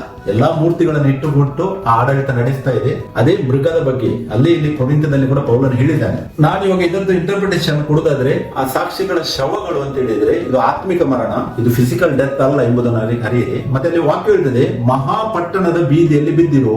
ಸೊ ಮಹಾಪಟ್ಟಣ ಯಾವುದು, ಪ್ರಕಟಣೆ ಪುಸ್ತಕದಲ್ಲಿ ಇಸ್ರೇಲಿಗೆ ಮಹಾಪಟ್ಟಣ ಅಂತ ಎಲ್ಲಿ ಹೇಳಿಲ್ಲ. ಮಹಾಪಟ್ಟಣ ಅಂತ ಹೇಳಿದ್ರೆ ಬೈಬಲ್ ಪ್ರಕಾರ ಬ್ಯಾಬಿಲೋನ್ ಅಂದ್ರೆ ರೋಮ್ ಸಾಮ್ರಾಜ್ಯ ಮಹಾಪಟ್ಟಣವಾಗಿದೆ. ರೋಮನ್ ಆಡಳಿತ ಏನಿದೆ ಅದೇ ಮಹಾಪಟ್ಟಣವಾಗಿದೆ. ಮತ್ತೆ ಭೌತಿಕ ಇಸ್ರೇಲ್ ಅಲ್ಲ ಎಂಬುದನ್ನು ನಾವು ವಾಕ್ಯದಲ್ಲಿ ಅರಿಯುವ ಅವಶ್ಯಕತೆವಾಗಿದೆ. ಇದಕ್ಕೆ ಬೇಕಾದ ತುಂಬಾ ವಾಕ್ಯಗಳನ್ನು ರೆಕಾರ್ಡ್ ಮಾಡಿದ್ದೇನೆ, ಇಲ್ಲಿ ನಾನು ನಿಮಗೆ ತೋರಿಸ್ತೇನೆ ನೋಡಿ. ಪ್ರಕಟಣೆ 14:8 ವಾಕ್ಯ ಹೇಳ್ತದೆ, ಅವನ ಹಿಂದೆ ಎರಡನೆಯವನಾದ ಒಬ್ಬ ದೇವದೂತನು ಬಂದು ಬಿದ್ದಳು ಬಾಬೆಲ್ ಎಂಬ ಮಹಾನಗರಿಯು ಬಿದ್ದಳು, ಆಕೆಯು ಸಕಲ ಜನಾಂಗಗಳಿಗೆ ತನ್ನ ಅತಿ ಜಾರತ್ವ ಎಂಬ ದ್ರಾಕ್ಷಾರಸವನ್ನು ಕುಡಿಸಿದಳು ಎಂದು ಹೇಳಿದನು. ಇಲ್ಲಿ ಬಿದ್ದಳು ಬಾಬೆಲ್ ಎಂಬ ಮಹಾನಗರಿ ಅಂದರೆ ಮಹಾಪಟ್ಟಣ, ಅದೇ ನಾವು ಧ್ಯಾನಿಸಿದ್ದೇವೆ ಇವಾಗ. ಮಹಾಪಟ್ಟಣದ ಬೀದಿಯಲ್ಲಿ ಬಿದ್ದಿರು. ಮಹಾಪಟ್ಟಣ ಯಾವುದು? ರೋಮ್ ಸಾಮ್ರಾಜ್ಯ. ಪ್ರಕಟಣೆ 17:18 ಕೂಡ ನೋಡಬಹುದು, ನೀನು ಕಂಡ ಆ ಸ್ತ್ರೀಯು ಭೂರಾಜನ ಮೇಲೆ ಅಧಿಕಾರ ಹೊಂದಿರುವ ಮಹಾನಗರಿ ಅಂತ ವಾಕ್ಯ ಹೇಳ್ತದೆ. ಮಹಾನಗರಿ, ಮಹಾಪಟ್ಟಣ, ಮಹಾನಗರ, ಅದು ರೋಮ್ ಆಡಳಿತವನ್ನು ಸೂಚಿಸಿದೆ ಬೈಬಲ್ ಅಲ್ಲಿ. ಇಲ್ಲಿ ಬಾಬೆಲ್ ಅಂತ ಹೇಳಿದ್ರೆ ಯಾವುದು? ಮೂರ್ತಿಗಳ ಮನೆ. ಓಕೆ, ಮತ್ತೆ 18:10 ಕೂಡ ನೋಡಿ ಮಹಾಪಟ್ಟಣ ಬಾಬೆಲೆ ಅಂತ ಉಲ್ಲೇಖವಾಗಿದೆ. ಪ್ರಕಟಣೆ 18:16 ಕೂಡ ನೋಡಿ ಮಹಾಪಟ್ಟಣಕ್ಕೆ ಏನು ದುರ್ಗತಿ ಸಂಭವಿಸಿತು ಅದರ ನಾಶನ ಬಗ್ಗೆ ಮಾತಾಡ್ತದೆ. ಮತ್ತೆ ಪ್ರಕಟಣೆ 18:18 ಕೂಡ ನೋಡಿ ಮಹಾಪಟ್ಟಣಕ್ಕೆ ಸಮಾನವಾದದ್ದು ಯಾವುದು ಇಲ್ಲ ಅಂತೇಳಿ. ಪ್ರಕಟಣೆ 18:19, ಪ್ರಕಟಣೆ 18:21 ಮಹಾಪಟ್ಟಣ ಬಾಬೆಲ್ ಅಂತ ಹೇಳಿ ಉಲ್ಲೇಖವಾಗಿದೆ. ಈ ಎಲ್ಲ ವಾಕ್ಯಗಳನ್ನು ನಾನು ನಿಮ್ಗೆ ಹೇಳ್ತಾ ಇದ್ದೇನೆ ಇಲ್ಲಿ. ಸೊ ಮಹಾಪಟ್ಟಣದ ಬೀದಿಯಲ್ಲಿ ಬಿದ್ದಿರುವವರು ನಾವು ನೋಡಿದೆವು. ಸಾಕ್ಷಿಗಳ ಶವ ಅಂತ ಹೇಳಿದ್ರೆ ಆತ್ಮಿಕವಾದ ಮರಣ. ಮಹಾಪಟ್ಟಣ ಅಂತ ಹೇಳಿದ್ರೆ ರೋಮ್ ಸಾಮ್ರಾಜ್ಯ, ಅದರ ಬೀದಿಯಲ್ಲಿ ಬಿದ್ದಿರುವ ಅಂತ ಹೇಳಿದ್ರೆ ಅರ್ಥ ಏನಂತ ಹೇಳಿದ್ರೆ, ಇದು ಸಾಕ್ಷಿ ಕೊಡುವವರು ಯಾರು? ನಾವು ಕ್ರಿಸ್ತನ ಜನರು. ಕ್ರಿಸ್ತನನ್ನು ವಾಕ್ಯ ಏನ್ ಹೇಳ್ತದೆ ಅದಕ್ಕೆ ನಾವು ಅಂಗೀಕಾರ ಮಾಡಿ ಅದರ ರೀತಿ ನಾವು ನಡೆಯುವುದು. ಟೆಸ್ಟಿಫೈ ಆದದ್ದು ಯಾರ ಎಗೇನ್ಸ್ಟ್? ರೋಮ್ ಸಾಮ್ರಾಜ್ಯದ ಎಗೇನ್ಸ್ಟ್. ಇದಕ್ಕೆ ಇತಿಹಾಸ ಅದೇ. ಕ್ರಿಸ್ತ ಶಕ 538 ಕ್ರಿಸ್ತ 1798 ತನಕ ಪಟ್ಟಣದಲ್ಲಿ ಬಿದ್ದಿರುವ ಅಂತೇಳಿ. ಪಟ್ಟಣ ಅಂತ ಹೇಳಿದ್ರೆ ನಾವು ಧ್ಯಾನಿಸಿದೆವು ಬಾಬೆಲ್. ಶವಗಳು ಬಿದ್ದಿರುವ ಅಂತ ಹೇಳಿದ್ರೆ ಅವರ ಮುಂದೆ ಆತ್ಮಿಕವಾಗಿ ಟೆಸ್ಟಿಫೈ ಆದವರು ಅಂತೇಳಿ ಅರ್ಥವನ್ನು ಕೊಡುವಂತದ್ದಾಗಿದೆ. ಇದನ್ನು ಸರಿಯಾಗಿ ಅರಿಯಿರಿ. ಸೊ ನೆಕ್ಸ್ಟ್ ಅದರಲ್ಲಿ ಮುಂದೆ ಇನ್ನೊಂದು ಪಾಯಿಂಟ್ ಇದೆ ನೋಡಿ. ಈ ಸಾಕ್ಷಿಗಳ ಶವವು ಮಹಾಪಟ್ಟಣ ಬೀದಿಯಲ್ಲಿ ಬಿದ್ದಿರುವವು, ಅದನ್ನು ನಾವು ಧ್ಯಾನಿಸಿದೆವು. ಇದು ಫಿಸಿಕಲ್ ಮೃತದೇಹಗಳಲ್ಲ. ಈ ವಾಕ್ಯದ ಆಧ್ಯಾತ್ಮಿಕ ಅರ್ಥ ನಿಜವಾದ ಕ್ರಿಸ್ತ ಸಭೆಯ ಮೃತ ಅವಸ್ಥೆಯನ್ನು ಸೂಚಿಸ್ತಾ ಇರುವಂತದ್ದಾಗಿದೆ. ಇದು ದೇಹದಲ್ಲಿ ಮಾತಾಡ್ತಾ ಇಲ್ಲ, ದೇಹದ ಮರಣ ಅಲ್ಲವೇ ಅಲ್ಲ ಅನ್ನೋದನ್ನು ಸರಿಯಾಗಿ ಅರಿಯಿರಿ. ಇದು ಆತ್ಮಿಕ ಮರಣ ಬಗ್ಗೆ ಮಾತಾಡ್ತಾ ಇದೆ. ಅಂದ್ರೆ ಸುಳ್ಳಿನ ಮುಂದೆ ಸತ್ಯ ಸಾಕ್ಷಿ ನೀಡುವಂತದ್ದನ್ನು ಸೂಚಿಸ್ತಾ ಇದೆ. ಮತ್ತೆ ಇನ್ನು ಅದರಲ್ಲಿ ಇನ್ನೊಂದು ಪಾಯಿಂಟ್ ಉಂಟು ನೋಡಿ. ಆ ಪಟ್ಟಣಕ್ಕೆ ಗೂಢಾರ್ಥವಾಗಿ ಸೊದೋಮ್ ಎಂತಲೂ ಐಗುಪ್ತ ಎಂತಲೂ ಹೆಸರುಗಳುಂಟು. ಇವರ ಒಡೆಯನು ಸಹ ಅಲ್ಲಿಯೇ ಶಿಲುಬೆಗೆ ಹಾಕಲ್ಪಟ್ಟನು ಅಂತ ವಾಕ್ಯ ಹೇಳುತ್ತದೆ. ಸೊ ಗೂಢಾರ್ಥವಾಗಿ ಸೊದೋಮ್, ಆಕ್ಚುಲಿ ಇದು ಸೊದೋಮ್ ಅಲ್ಲ. ಧ್ಯಾನಿಸಿ, ವಾಕ್ಯ ಹೇಳ್ತದೆ ಗೂಢಾರ್ಥವಾಗಿ ಸೊದೋಮ್, ಗೂಢಾರ್ಥವಾಗಿ ಐಗುಪ್ತ. ಸೊದೋಮ್ ಅಂತ ಹೇಳುವಾಗ ನಾವು ಧ್ಯಾನಿಸಬೇಕು, ಸೊದೋಮ್ ಅಲ್ಲಿ ಏನ್ ನಡೀತಾ ಇತ್ತು? ಸೊಡೋಮೈಸೇಷನ್ ಅಂದ್ರೆ ಕನ್ನಡದಲ್ಲಿ ಹೇಳಿದ್ರೆ ಸಲಿಂಗ ಕಾಮ ಅಥವಾ ಹೋಮೋಸೆಕ್ಸುಯಾಲಿಟಿ ಆಕ್ಟಿವಿಟೀಸ್ ಅಲ್ಲಿ ನಡೀತಾ ಇತ್ತು. ಆದಿಕಾಂಡ 19ನೇ ಅಧ್ಯಾಯದಲ್ಲಿ ನಾವು ಲೋಟನ ಬಗ್ಗೆ ಓದುವಾಗ ದೇವರು ಸೊದೋಮನ್ನು ಯಾವಾಗ ನಾಶ ಮಾಡ್ತಾರೆ ಆ ಟೈಮಲ್ಲಿ ಅಲ್ಲಿ ಇಬ್ಬರು ದೇವದೂತರು, 18ನೇ ಅಧ್ಯಾಯದಲ್ಲಿ ಇಬ್ಬರು ದೇವದೂತರಲ್ಲಿ 19ನೇ ಅಧ್ಯಾಯದಲ್ಲಿ ಅಲ್ಲಿ ಸೊದೋಮಿಗೆ ಹೋಗ್ತಾರೆ ಲೋಟನಿಗೆ ಸಿಗುವುದಕ್ಕೆ. ಲೋಟನ ಮನೆಗೆ ಹೋದಾಗ ಅಲ್ಲಿರುವ ಆ ಊರಿನವರು ಏನ್ ಹೇಳ್ತಾರೆ, ಆ ಇಬ್ಬರು ಮನುಷ್ಯರು ನಮಗೆ ಕೊಡಿ, ನಮ್ಗೆ ಅವ್ರ ಜೊತೆ ಸೆಕ್ಸ್ ಮಾಡ್ಬೇಕಂತೇಳಿ. ಆ ಟೈಮ್ ಅಲ್ಲಿ ಏನಾಗ್ತದೆ ನೀವೆಲ್ಲ ಬಂದು ನಾನು ಅದನ್ನೇ ಎಕ್ಸ್ಪ್ಲೇನ್ ಕೊಡುವುದಿಲ್ಲ. ಸೊಡೋಮ್ ಅಂತ ಹೇಳಿದ್ರೆ ಸೊಡೋಮೈಸೇಷನ್ ಅದೇ ಅರಿಯಿರಿ. ಬಟ್ ಇದು ಸೊಡೋಮ್ ನಗರ ಅಲ್ಲ, ಇದು ಆಕ್ಟಿವಿಟೀಸ್ ಗಳನ್ನು ಸೂಚಿಸುವಂತದ್ದಾಗಿದೆ. ಅಂದ್ರೆ ಅದಕ್ಕೆ ನೋಡಿ ಗೂಢಾರ್ಥವಾಗಿ ಸೊದೋಮ್ ಮತ್ತೆ ಐಗುಪ್ತ ಅಂತ ಹೇಳಿದ್ರೆ ಏನು? ಮೂರ್ತಿಗಳ ಮನೆ. ಎಲ್ಲಾ ಮೂರ್ತಿಗಳ ಸ್ಥಾನ ಬೇಸ್ ಎಲ್ಲಿಂದ? ಇಸ್ರೇಲಿಯರು ಕೂಡ ಮೂರ್ತಿಗಳನ್ನು ತಂದದ್ದು ಎಲ್ಲಿಂದ? ಎಲ್ಲ ಐಗುಪ್ತದಿಂದ. ಸೊ ಅದಕ್ಕೆ ಗೂಢಾರ್ಥವಾಗಿ ಸೊದೋಮ್ ಅಂತ ಹೇಳಿದ್ರೆ ಆ ಆಕ್ಟಿವಿಟೀಸ್ ಗಳು, ಮತ್ತೆ ಗೂಢಾರ್ಥವಾಗಿ ಐಗುಪ್ತ ಅಂತ ಹೇಳಿದ್ರೆ ಐಡೋಲೆಟ್ರಿ ಅಥವಾ ವಿಗ್ರಹ ಆರಾಧನೆ. ಇವಾಗ ವಿಗ್ರಹ ಆರಾಧನೆ ಯಾವುದು? ಕರ್ವ್ಡ್ ಇಮೇಜಸ್ ಅಂದ್ರೆ ಕೈಯಲ್ಲಿ ಮಾಡಿದ ವಿಗ್ರಹಗಳನ್ನು ಆರಾಧಿಸುವಂತ ಸಭೆ ಯಾವುದು? ನೀವು ಕೂಡ ಧ್ಯಾನಿಸಿ, ನಿಮಗೂ ಗೊತ್ತಾಗ್ತದೆ. ನಾವು 1 ಕೊರಿಂಥ 12:2 ಧ್ಯಾನಿಸಿದೆವು. ಅಲ್ಲಿ ಪೌಲನು ಹೇಳಿದ್ದಾನೆ, ಅಜ್ಞಾನಿಗಳಾಗಿದ್ದಾಗ ಮಾತ್ರ ಆ ಮೂಕ ವಿಗ್ರಹಗಳಿಗೆ ಹತ್ರ ಹೋಗ್ತಾರೆ. ಇವಾಗ ಆಗಿದ್ರೆ ಯಾರು ಮೂಕ ವಿಗ್ರಹಗಳಿಗೆ ಹತ್ರ ಹೋಗಿ ಪ್ರಾರ್ಥಿಸ್ತಾರೆ? ನೀವು ಅರಿಯಿರಿ. ಅದಕ್ಕೆ ಆ ಪಟ್ಟಣಕ್ಕೆ ಗೂಢಾರ್ಥವಾಗಿ ಸೊದೋಮ್ ಎಂತಲೂ ಐಗುಪ್ತ ಎಂತಲೂ ಹೇಳಿದ್ರೆ ಆ ಸೊಡೋಮೈಸೇಷನ್ ಆಕ್ಟಿವಿಟೀಸ್ ಗಳು ಅಲ್ಲಿ ರೋಮನ್ ಕೆತ್ತಗಳಲ್ಲಿ ತುಂಬಾ ನಡೆಯುತ್ತದೆ. ನಿಮಗೆ ಗೊತ್ತಿರಬಹುದು ಆಲ್ಟರ್ ಬಾಯ್ಸ್ ಅಂತೇಳಿ, ಅಲ್ಲಿ ತುಂಬಾ ಆಲ್ಟರ್ ಬಾಯ್ಸ್ ಅನ್ನು ಅವರು ನೇಮಿಸಿದ್ದಾರೆ. ಆ ಆಕ್ಟಿವಿಟಿ ಯಾಕೆ ಅಲ್ಲಿರುವಂತ ಅವರು ಏನು ಮಾಡ್ತಾರೆ, ಮದುವೆ ಆಗೋದಿಲ್ಲ. ಒಂದು ಟೈಮ್ ಅಲ್ಲಿ ಮೀಡಿಯಾ ಇರ್ಲೇ ಇಲ್ಲ ಲೋಕದಲ್ಲಿ. ಆ ಟೈಮ್ ಅಲ್ಲೆಲ್ಲ ಎಷ್ಟೊಂದು ಆಕ್ಟಿವಿಟೀಸ್ ನಡೆದಿದೆ ಅಂತೇಳಿ ಇತಿಹಾಸದಲ್ಲಿ ಉಂಟು ಇದಕ್ಕೆ ಪ್ರೂಫ್. ಆ ಆಕ್ಟಿವಿಟೀಸ್ ಗಳು ನಡೆದಿವೆ ಅದರಲ್ಲಿ. ಇವಾಗಲೂ ಇನ್ನೂ ಕೂಡ ನಡೀತಾ ಇರಬಹುದು ಗುಪ್ತವಾಗಿ, ಯಾಕಂದ್ರೆ ಅದು ಗುಪ್ತವಾಗಿ ತನ್ನ ಕಾರ್ಯ ಮಾಡುವುದು ಅಂತ ವಾಕ್ಯ ಇರ್ತದಲ್ಲ. ಸೊ ಅದಕ್ಕೆ ಧ್ಯಾನಿಸಿ, ಗೂಢಾರ್ಥವಾಗಿ ಸೊದೋಮ್ ಎಂತಲೂ ಐಗುಪ್ತ ಎಂತಲೂ ಅದಕ್ಕೆ ಹೆಸರುಂಟು. ಯಾವುದಕ್ಕೆ? ರೋಮ್ ಸಾಮ್ರಾಜ್ಯಕ್ಕೆ, ಅಂದ್ರೆ ರೋಮನ್ ಕ್ಯಾಥಲಿಕ್ ಸಭೆ ಏನಿದೆ ಅದಕ್ಕೆ. ಸೊ ಇವರ ಒಡೆಯನು ಸಹ ಅಲ್ಲಿಯೇ ಶಿಲುಬೆಗೆ ಹಾಕಲ್ಪಟ್ಟನು ಅಂತೇಳಿ ವಾಕ್ಯ ಹೇಳ್ತದೆ. ಯೇಸು ಕ್ರಿಸ್ತರು ಯೆರೂಸಲೇಮ್ ಅಲ್ಲಿ ಸತ್ತಿಲ್ಲ ಅಂತೇಳಿ ಎಷ್ಟು ಜನರು ಭಾವಿಸ್ತೀರಾ ನನಗೆ ಗೊತ್ತಿಲ್ಲ. ಬಟ್ ವಾಕ್ಯ ಹೇಳ್ತಾರೆ ಯೇಸು ಕ್ರಿಸ್ತರು ಆ ಪಟ್ಟಣದ ಹೊರಗೆ ಸತ್ತನು ಅಂತೇಳಿ ವಾಕ್ಯ ಹೇಳ್ತದೆ. ಅಂದ್ರೆ ಇಸ್ರೇಲ್ ನ ಒಳಗೆಲ್ಲ ಹೊರಗೆ. ಲೂಕ 13:33 ವಾಕ್ಯ ಹೇಳ್ತದೆ, ಯೇಸು ಕ್ರಿಸ್ತರು ಸ್ವತಃ ಹೇಳ್ತಾರೆ ಪ್ರವಾದಿ ಯೆರೂಸಲೇಮಿನ ಒಳಗೆ ಸಾಯ್ಬೇಕಂತೇಳಿ. ಬಟ್ ಯೇಸು ಕ್ರಿಸ್ತರು ಹೊರಗೆ ಸಾಯ್ತಾರೆ. ಲಾಸ್ಟ್ ಪ್ರಾಫಿಟ್ ಅಂದ್ರೆ ಲಾಸ್ಟ್ ರಕ್ಷಣೆಯನ್ನು ಉಂಟು ಮಾಡುವಾಗ ಒಬ್ಬ ಮನುಷ್ಯ ಮತ್ತೆ ಯಾರು ಒಳಗೆ ಇಸ್ರೇಲ್ ಅಲ್ಲಿ ಪ್ರಾಫಿಟ್ ಆಗಿ ಬರುವುದಿಲ್ಲ, ಅದನ್ನು ಸೂಚಿಸಿ ಮಾತಾಡಿದ್ದಾರೆ. ಇದನ್ನು ಅವರು ನುಡಿದಿದ್ರು ಕೂಡ. ನೀವು ಮತ್ತಾಯ 21:38-39 ವಾಕ್ಯವನ್ನು ಓದುವುದಾದರೆ ಯೇಸು ಕ್ರಿಸ್ತರು ಒಂದು ದೃಷ್ಟಾಂತವನ್ನು ಎಕ್ಸ್ಪ್ಲೇನ್ ಮಾಡುವಾಗ ಅಲ್ಲಿ ಹೇಳ್ತಾರೆ, ಅಲ್ಲಿ ವಾಕ್ಯ ಈ ತರ ಹೇಳ್ತಾರೆ ನೋಡಿ. ಆದರೆ ಆ ಒಕ್ಕಲಿಗರು ಅವನ ಮಗನನ್ನು ಕಂಡು ಇವನೇ ಬಾಧ್ಯಸ್ಥನು, ಬನ್ನಿ ಇವನನ್ನು ಕೊಂದು ಹಾಕೋಣ, ಇವನ ಸ್ವಾಸ್ಥ್ಯವನ್ನು ನಾವೇ ತೆಗೆದುಕೊಳ್ಳೋಣ ಎಂದು ತಮ್ಮೊಳಗೆ ಮಾತಾಡಿಕೊಂಡು ಅವನನ್ನು ಹಿಡಿದು ದ್ರಾಕ್ಷಿ ತೋಟದಿಂದ ಹೊರಕ್ಕೆ ದುಬ್ಬಿ ಕೊಂದು ಹಾಕಿದರು. ಯೇಸು ಕ್ರಿಸ್ತರು ಹೇಳ್ತಾರೆ ತನ್ನ ಮರಣದ ಬಗ್ಗೆ. ದ್ರಾಕ್ಷಿ ತೋಟ ಅಂದ್ರೆ ಅದು ಇಸ್ರೇಲ್, ಫಿಸಿಕಲ್ ಇಸ್ರೇಲ್ ಕಂಪೇರ್ ಮಾಡಿ ಹೇಳಿದ್ದಾರೆ. ಹೊರಕ್ಕೆ ದುಬ್ಬಿ ಕೊಂದು ಹಾಕಿದರು ಅಂದ್ರೆ ಇಸ್ರೇಲ್ ನ ಹೊರಗಡೆ ಯೇಸು ಕ್ರಿಸ್ತರು ಸತ್ತಿದ್ದಾರೆ. ಇನ್ನೆರಡು ವಾಕ್ಯಗಳನ್ನು ಇದೆ ನೋಡಿ. ಇಬ್ರಿಯ 13:12 ವಾಕ್ಯ ಹೇಳ್ತದೆ, ಅದರಂತೆ ಯೇಸು ಕೂಡ ಸ್ವಂತ ರಕ್ತದಿಂದ ತನ್ನ ಜನರನ್ನು ಪವಿತ್ರ ಪಡಿಸುವುದಕ್ಕೋಸ್ಕರ ಪಟ್ಟಣದ ಹೊರಗೆ ಸತ್ತನು. ಯೇಸು ಕ್ರಿಸ್ತರು ಸ್ವಂತ ರಕ್ತದಿಂದ ತನ್ನ ಜನರನ್ನು ಪವಿತ್ರ ಮಾಡಿಸುವುದಕ್ಕೋಸ್ಕರ ಪಟ್ಟಣದ ಹೊರಕ್ಕೆ ಸತ್ತನು. ಅಂದ್ರೆ ಯೇಸು ಕ್ರಿಸ್ತರು ಇಸ್ರೇಲ್ ನ ಹೊರಗೆ ಸತ್ತಿದ್ದಾರೆ. ಇವಾಗ ಸೀಕ್ರೆಟ್ ಲೆಕ್ಚರ್ ಯಾರು ಬೋಧನೆ ಮಾಡ್ತಾರೆ, ಅವರೇನ್ ಹೇಳುದು, ಎಲಿಯ ಮತ್ತು ಮೋಶೆ ಬಂದು ಇಸ್ರೇಲ್ ಅಲ್ಲಿ ಸುವಾರ್ತೆ ಸಾರುವುದು, ಮತ್ತೆ ಅವರ ಶವಗಳು ಫಿಸಿಕಲ್ ಬಾಡೀಸ್ ಬಿದ್ದಿರುವುದು ಎಲ್ಲಿ? ಇಸ್ರೇಲ್ ಒಳಗಡೆ. ಬಟ್ ವಾಕ್ಯ ಹೇಳ್ತದೆ ಹೊರಗಡೆ ಅಂತೇಳಿ, ಪಟ್ಟಣದ ಹೊರಗಡೆ ಅಂತೇಳಿ. ಸೊ ಅದಕ್ಕೆ ಇದಕ್ಕೂ ಇದರಲ್ಲೂ ಕೂಡ ಮ್ಯಾಚ್ ಆಗ್ತಾ ಇಲ್ಲ ಎಂಬುದನ್ನು ಧ್ಯಾನಿಸಿ. ಯಾಕೆಂತ ಹೇಳಿದ್ರೆ ಅದು ಫಿಸಿಕಲ್ ಡೆತ್ ಅಲ್ಲ. ಇನ್ನೊಂದು ನಾನು ಹೇಳಿದ್ದೇನೆ ಮುಂದಿನ ಒಂದು ವಿಡಿಯೋದಲ್ಲಿ, ಯಾವುದೇ ಮನುಷ್ಯನ ಶವವು 3.5 ದಿನಗಳ ತನಕ ಹೊರಗೆ ಈ ಗ್ರೌಂಡ್ ಅಲ್ಲಿ ಇಡ್ಲಿಕ್ಕೆ ಆಗುದಿಲ್ಲ. ಶವ ಕೊಳೆಯಲಿಕ್ಕೆ ಸ್ಟಾರ್ಟ್ ಆಗ್ತದೆ ವಿದಿನ್ 12 to 24 ಅವರ್ಸ್ ಅಲ್ಲಿ ಕೊಳೆಯಲಿಕ್ಕೆ ಸ್ಟಾರ್ಟ್ ಆಗ್ತದೆ. ಅದರ ನಂತರ ಅಲ್ಲಿ ಯಾರು ಆ ಸ್ಮೆಲ್ಲಿಂಗ್ ನಿಲ್ಲಿಕ್ಕೆ ಆಗುದಿಲ್ಲ. ಮತ್ತೆ ಆ 24 ಇಂದ ನೆಕ್ಸ್ಟ್ 48 ಅವರ್ಸ್ ಹೋದ್ರಂತೂ ಫುಲ್ ಇದಾಗ್ತದೆ ಅದು. ಮತ್ತೆ ಇನ್ನೂ ಕೂಡ ಮತ್ತೆ 1.5 ದಿನ ಇದೆ. ಸೊ ಹಾಗಿದ್ರೆ ಏನಾಗ್ಬೋದು ನೋಡಿ, ಅದು ಸೂಚಿಸ್ತಾನೆ ಇಲ್ಲ. ಅದೊಂದು ತಪ್ಪಾದ ಸಿದ್ಧಾಂತವಾಗಿದೆ ಎಂಬುದನ್ನು ನೀವು ಅರಿಯಿರಿ ಅಂತೇಳಿ ನಿಮ್ಮನ್ನ ಇಲ್ಲಿ ಎಕ್ಸ್ಪ್ಲೇನ್ ಮಾಡ್ತೇನೆ. ಇನ್ನೊಂದು ವಾಕ್ಯ ಉಂಟು, ಯೇಸು ಕ್ರಿಸ್ತರು ಹೊರಗೆ ಸತ್ರ ಅಂತ ಹೇಳಿದಾಗ ಮಾರ್ಕ 15:12 ಹೇಳಿದ್ದಾರೆ. ಬಟ್ ಕನ್ನಡದಲ್ಲಿ ಆತರ ಉಲ್ಲೇಖ ಇಲ್ಲ. ವಾಕ್ಯ ಹೇಳ್ತದೆ, ಹೀಗೆ ಆತನನ್ನು ಪರಿಹಾಸ್ಯ ಮಾಡಿದ ಮೇಲೆ ಆ ಹುಲ್ಲಿಯನ್ನು ತೆಗೆದು ಆತನ ಬಟ್ಟೆಗಳನ್ನು ಹೊದಿಸಿ ಆತನನ್ನು ಶಿಲುಬೆಗೆ ಹಾಕುವುದಕ್ಕೆ ತೆಗೆದುಕೊಂಡು ಹೋದರು, ಅಷ್ಟೇ ಉಂಟು. ಬಟ್ ಇಂಗ್ಲಿಷ್ ಅಲ್ಲಿ ಇದೆ ವಾಕ್ಯ, ಅಂಡ್ ಲೆಟ್ ಹಿಮ್ ಔಟ್ ಅಂತ ಇದೆ. ಔಟ್ ಅಂತೇಳಿ ಹೊರಗೆ, let him out to crucify him ಅಂತ ಇದೆ ನೋಡಿ. ನಾವು ಧ್ಯಾನಿಸಿದೆವು ಪ್ರಕಟಣೆ 11:7-8 ತಮ್ಮ ಸಾಕ್ಷಿಗಳನ್ನು ಹೇಳಿ ಮುಗಿಸಿದನು ನಂತರ ಅಂತ ಹೇಳಿದ್ರೆ ಇದು ಟೈಮ್ ಲಿಮಿಟ್. ನನಗೆ ಮೊದಲು ಎಕ್ಸ್ಪ್ಲೇನ್ ಮಾಡ್ಲಿಕ್ಕೆ ಆಗ್ಲಿಲ್ಲ, ಬಟ್ ನಾನು ಇಲ್ಲಿ ಹೇಳ್ತೇನೆ ನೋಡಿ. ದೇವರು ಸೂಚಿಸಿದ ಆ ಟೈಮ್ ಲಿಮಿಟ್ ಏನಿದೆ, ಯಾವಾಗ ಪೋಪ ಅನೌನ್ಸ್ಮೆಂಟ್ ಮಾಡ್ತಾನೆ ಅಲ್ಲಿ. ಯಾಕೆಂತ ಹೇಳಿದ್ರೆ ದೇವರ ಸಾಕ್ಷಿ ಸಭೆ ಪ್ರಾರಂಭದಿಂದ ಸ್ಟಾರ್ಟ್ ಆಗಿದೆ. ದೇಹದಲ್ಲಿ ಸಭೆ ಪ್ರಾರಂಭದಿಂದ ಸಾಯಲಿಕ್ಕೆ ಜನರು ಸ್ಟಾರ್ಟ್ ಆಗಿದ್ದಾರೆ. ಸೈತಾನನು ಸಭೆ ಪ್ರಾರಂಭದಲ್ಲಿ ತುಂಬಾ ಜನರನ್ನು ಕೊಂದಿದ್ದಾನೆ. ಸ್ಟೇಫನಿಂದ ಹಿಡಿದು ಎಷ್ಟೋ ಜನ ಅಪೊಸ್ತಲರು ರಕ್ತ ಸಾಕ್ಷಿಯಾಗಿದ್ದಾರೆ. ಸೊ ಅದಕ್ಕೆ ಈ ಸಾಕ್ಷಿಯನ್ನು ಹೇಳಿ ಮುಗಿಸಿದ ನಂತರ ಅಂತ ಹೇಳಿದ್ರೆ ಆ ಡ್ಯೂರೇಷನ್ ಯಾವಾಗ ಪೋಪ್ ಅನೌನ್ಸ್ಮೆಂಟ್ ಮಾಡ್ತಾನೆ ಎಲ್ಲರನ್ನು ನಾನು ಫಿನಿಶ್ ಮಾಡಿದೆ, ಇನ್ನು ಯಾರು ಇಲ್ಲ, ಆ ಟೈಮ್ ಲಿಮಿಟ್ ಅನ್ನು ಸೂಚಿಸುವಂತದ್ದಾಗಿದೆ. ಸೊ ಅದರ ನಂತರ ಅಧೋಲೋಕದಿಂದ ಬರುವ ಮೃಗ, ನಾವು ಧ್ಯಾನಿಸಿದೆವು. ಅಧೋಲೋಕ ಅಂತ ಹೇಳಿದ್ರೆ ಸುಳ್ಳಿಗೆ ಆಧಾರ, ಮೃಗ ಅಂತ ಹೇಳಿದ್ರೆ ದೇವರ ವಾಕ್ಯದ ತಿಳುವಳಿಕೆ ಇಲ್ಲದವನು, ಮತ್ತೆ ಆ ರಾಜ್ಯ ಆಡಳಿತವನ್ನು ಸೂಚಿಸುವಂತಹ, ಅಧಿಕಾರವನ್ನು ನಡೆಸಿದವನು ಸೂಚಿಸುವಂತದ್ದಾಗಿದೆ. ಇವರ ಮೇಲೆ ಯುದ್ಧ ಮಾಡಿ ಇವರನ್ನು ಜಯಿಸಿ ಕೊಲ್ಲುವುದಂದ್ರೆ ಇದು ಸ್ಪಿರಿಚುವಲ್ ವಾರ್. ಇದು ಈ ವಾಕ್ಯದಲ್ಲಿ ಫಿಸಿಕಲ್ ವಾರ್ ಅಲ್ಲ, ಇದು ಸ್ಪಿರಿಚುವಲ್ ವಾರ್ ಬಗ್ಗೆ ಸೂಚಿಸುತ್ತದೆ. ಅಂದ್ರೆ ಆತನ ಘೋಷಣೆ, ಪೋಪ್ನ ಘೋಷಣೆಯನ್ನು ಸೂಚಿಸುವಂತದ್ದಾಗಿದೆ. ಮತ್ತೆ 8ನೇ ವಾಕ್ಯ ನೋಡಿ, ಈ ಸಾಕ್ಷಿಗಳ ಶವಗಳು ಮಹಾಪಟ್ಟಣದ ಬೀದಿಯಲ್ಲಿ ಬಿದ್ದಿರುವು. ನಾವು ಧ್ಯಾನಿಸಿದೆವು ಸಾಕ್ಷಿಗಳ ಶವ ಅಂತ ಹೇಳಿದ್ರೆ ಕ್ರಿಸ್ತನ ಸಭೆಯ ಮೃತ ಅವಸ್ಥೆಯನ್ನು ಸೂಚಿಸುವಂತದ್ದಾಗಿದೆ. ರಿಯಲ್ ಆಗಿ ಬಾಡೀಸ್ ಅಂತ ಹೇಳಿ ಅರ್ಥ ಅಲ್ಲ. ರಿಯಲ್ ಚರ್ಚ್ ಏನಿದೆ ಅದರ ಮೃತ ಅವಸ್ಥೆ ಅಂದ್ರೆ ಯಾರು ಆತನಿಗೆ ಒಪೋಸ್ ಮಾಡುವವರಿಲ್ಲ. ಎಲ್ಲರೂ ಒಪೋಸ್ ಮಾಡಿ ಏನ್ ಬಂದಿದ್ದಾರೆ ಇತಿಹಾಸದಲ್ಲಿ ಬಿಗಿನಿಂಗ್ ಟೈಮ್ ಇಂದ, ಆ ಟೈಮ್ ಲಿಮಿಟ್ ಅಲ್ಲಿ 1514 ಅಲ್ಲಿ ಆತನ ಯಾವಾಗ ಅನೌನ್ಸ್ ಮಾಡ್ತಾನೆ ಅಲ್ಲಿ ಯಾರು ಒಪೋಸ್ ಮಾಡಲಿಲ್ಲ ಅವನಿಗೆ. ಇದು ಎಷ್ಟು ಟೈಮ್ ತನಕ ನಡೀತದೆ? ಬರೀ 3.5 ವರ್ಷಗಳು. ಅದೇ 3.5 ದಿನ ಅವರ ಶವಗಳು ಬಿದ್ದಿರು ಅಂತ ಹೇಳ್ತದಲ್ಲ, ನೆಕ್ಸ್ಟ್ ಪಾರ್ಟ್ ಅಲ್ಲಿ ಅದನ್ನು ಧ್ಯಾನಿಸುವ ನಾವು. ಸೊ 3.5 ವರ್ಷಗಳು ಆತನ ಅನೌನ್ಸ್ಮೆಂಟ್ ನಿಲ್ತದೆ, ಯಾರು ಆತನಿಗೆ ಒಪೋಸ್ ಮಾಡಿದ್ರೆ. ಯಾಕೆ? ದೇವರ ವಾಕ್ಯದ ಫುಲ್ಫಿಲ್ಮೆಂಟ್. ಓಕೆ, ಅಲ್ಲಿ ಒಪೋಸ್ ಮಾಡುವವರಿಲ್ಲ. ಬಟ್ ಎಕ್ಸಾಕ್ಟ್ಲಿ ಅಕ್ಟೋಬರ್ 31 1517 ಅಲ್ಲಿ ಮಾರ್ಟಿನ್ ಲೂಥರ್ ರೈಸ್ ಆಗ್ತಾನೆ. ಮತ್ತೆ ಆತನು 95 ಥೀಸಸ್ ಅಂದ್ರೆ 95 ಏನ್ ರಾಂಗ್ ಥಿಂಗ್ಸ್ ಮಾಡ್ತಾ ಇದ್ದಾರೆ ರೋಮನ್ ಕ್ಯಾಥಲಿಕ್ ಅಲ್ಲಿ, ಅದನ್ನು ಒಂದು ಪೇಪರ್ ಅಲ್ಲಿ ಅದನ್ನು ಬರೆದು ಅವರ ಒಂದು ಟೆಂಪಲ್ ಮೇಲೆ ಜಡಿತಾನೆ ಜರ್ಮನಿಯಲ್ಲಿ. ಸೊ ಈ ಸಾಕ್ಷಿಗಳ ಶವಗಳು ಅಂತ ಹೇಳಿದ್ರೆ ಸ್ಪಿರಿಚುವಲ್ ಮರಣ. ಮಹಾಪಟ್ಟಣದ ಬೀದಿಯಲ್ಲಿ ಬಿದ್ದಿರುವ ಅಂತ ಹೇಳಿದ್ರೆ ಮಹಾಪಟ್ಟಣ ನಾವು ಧ್ಯಾನಿಸಿದೆವು ರೋಮ್ ಪ್ರಾಂತ್ಯ.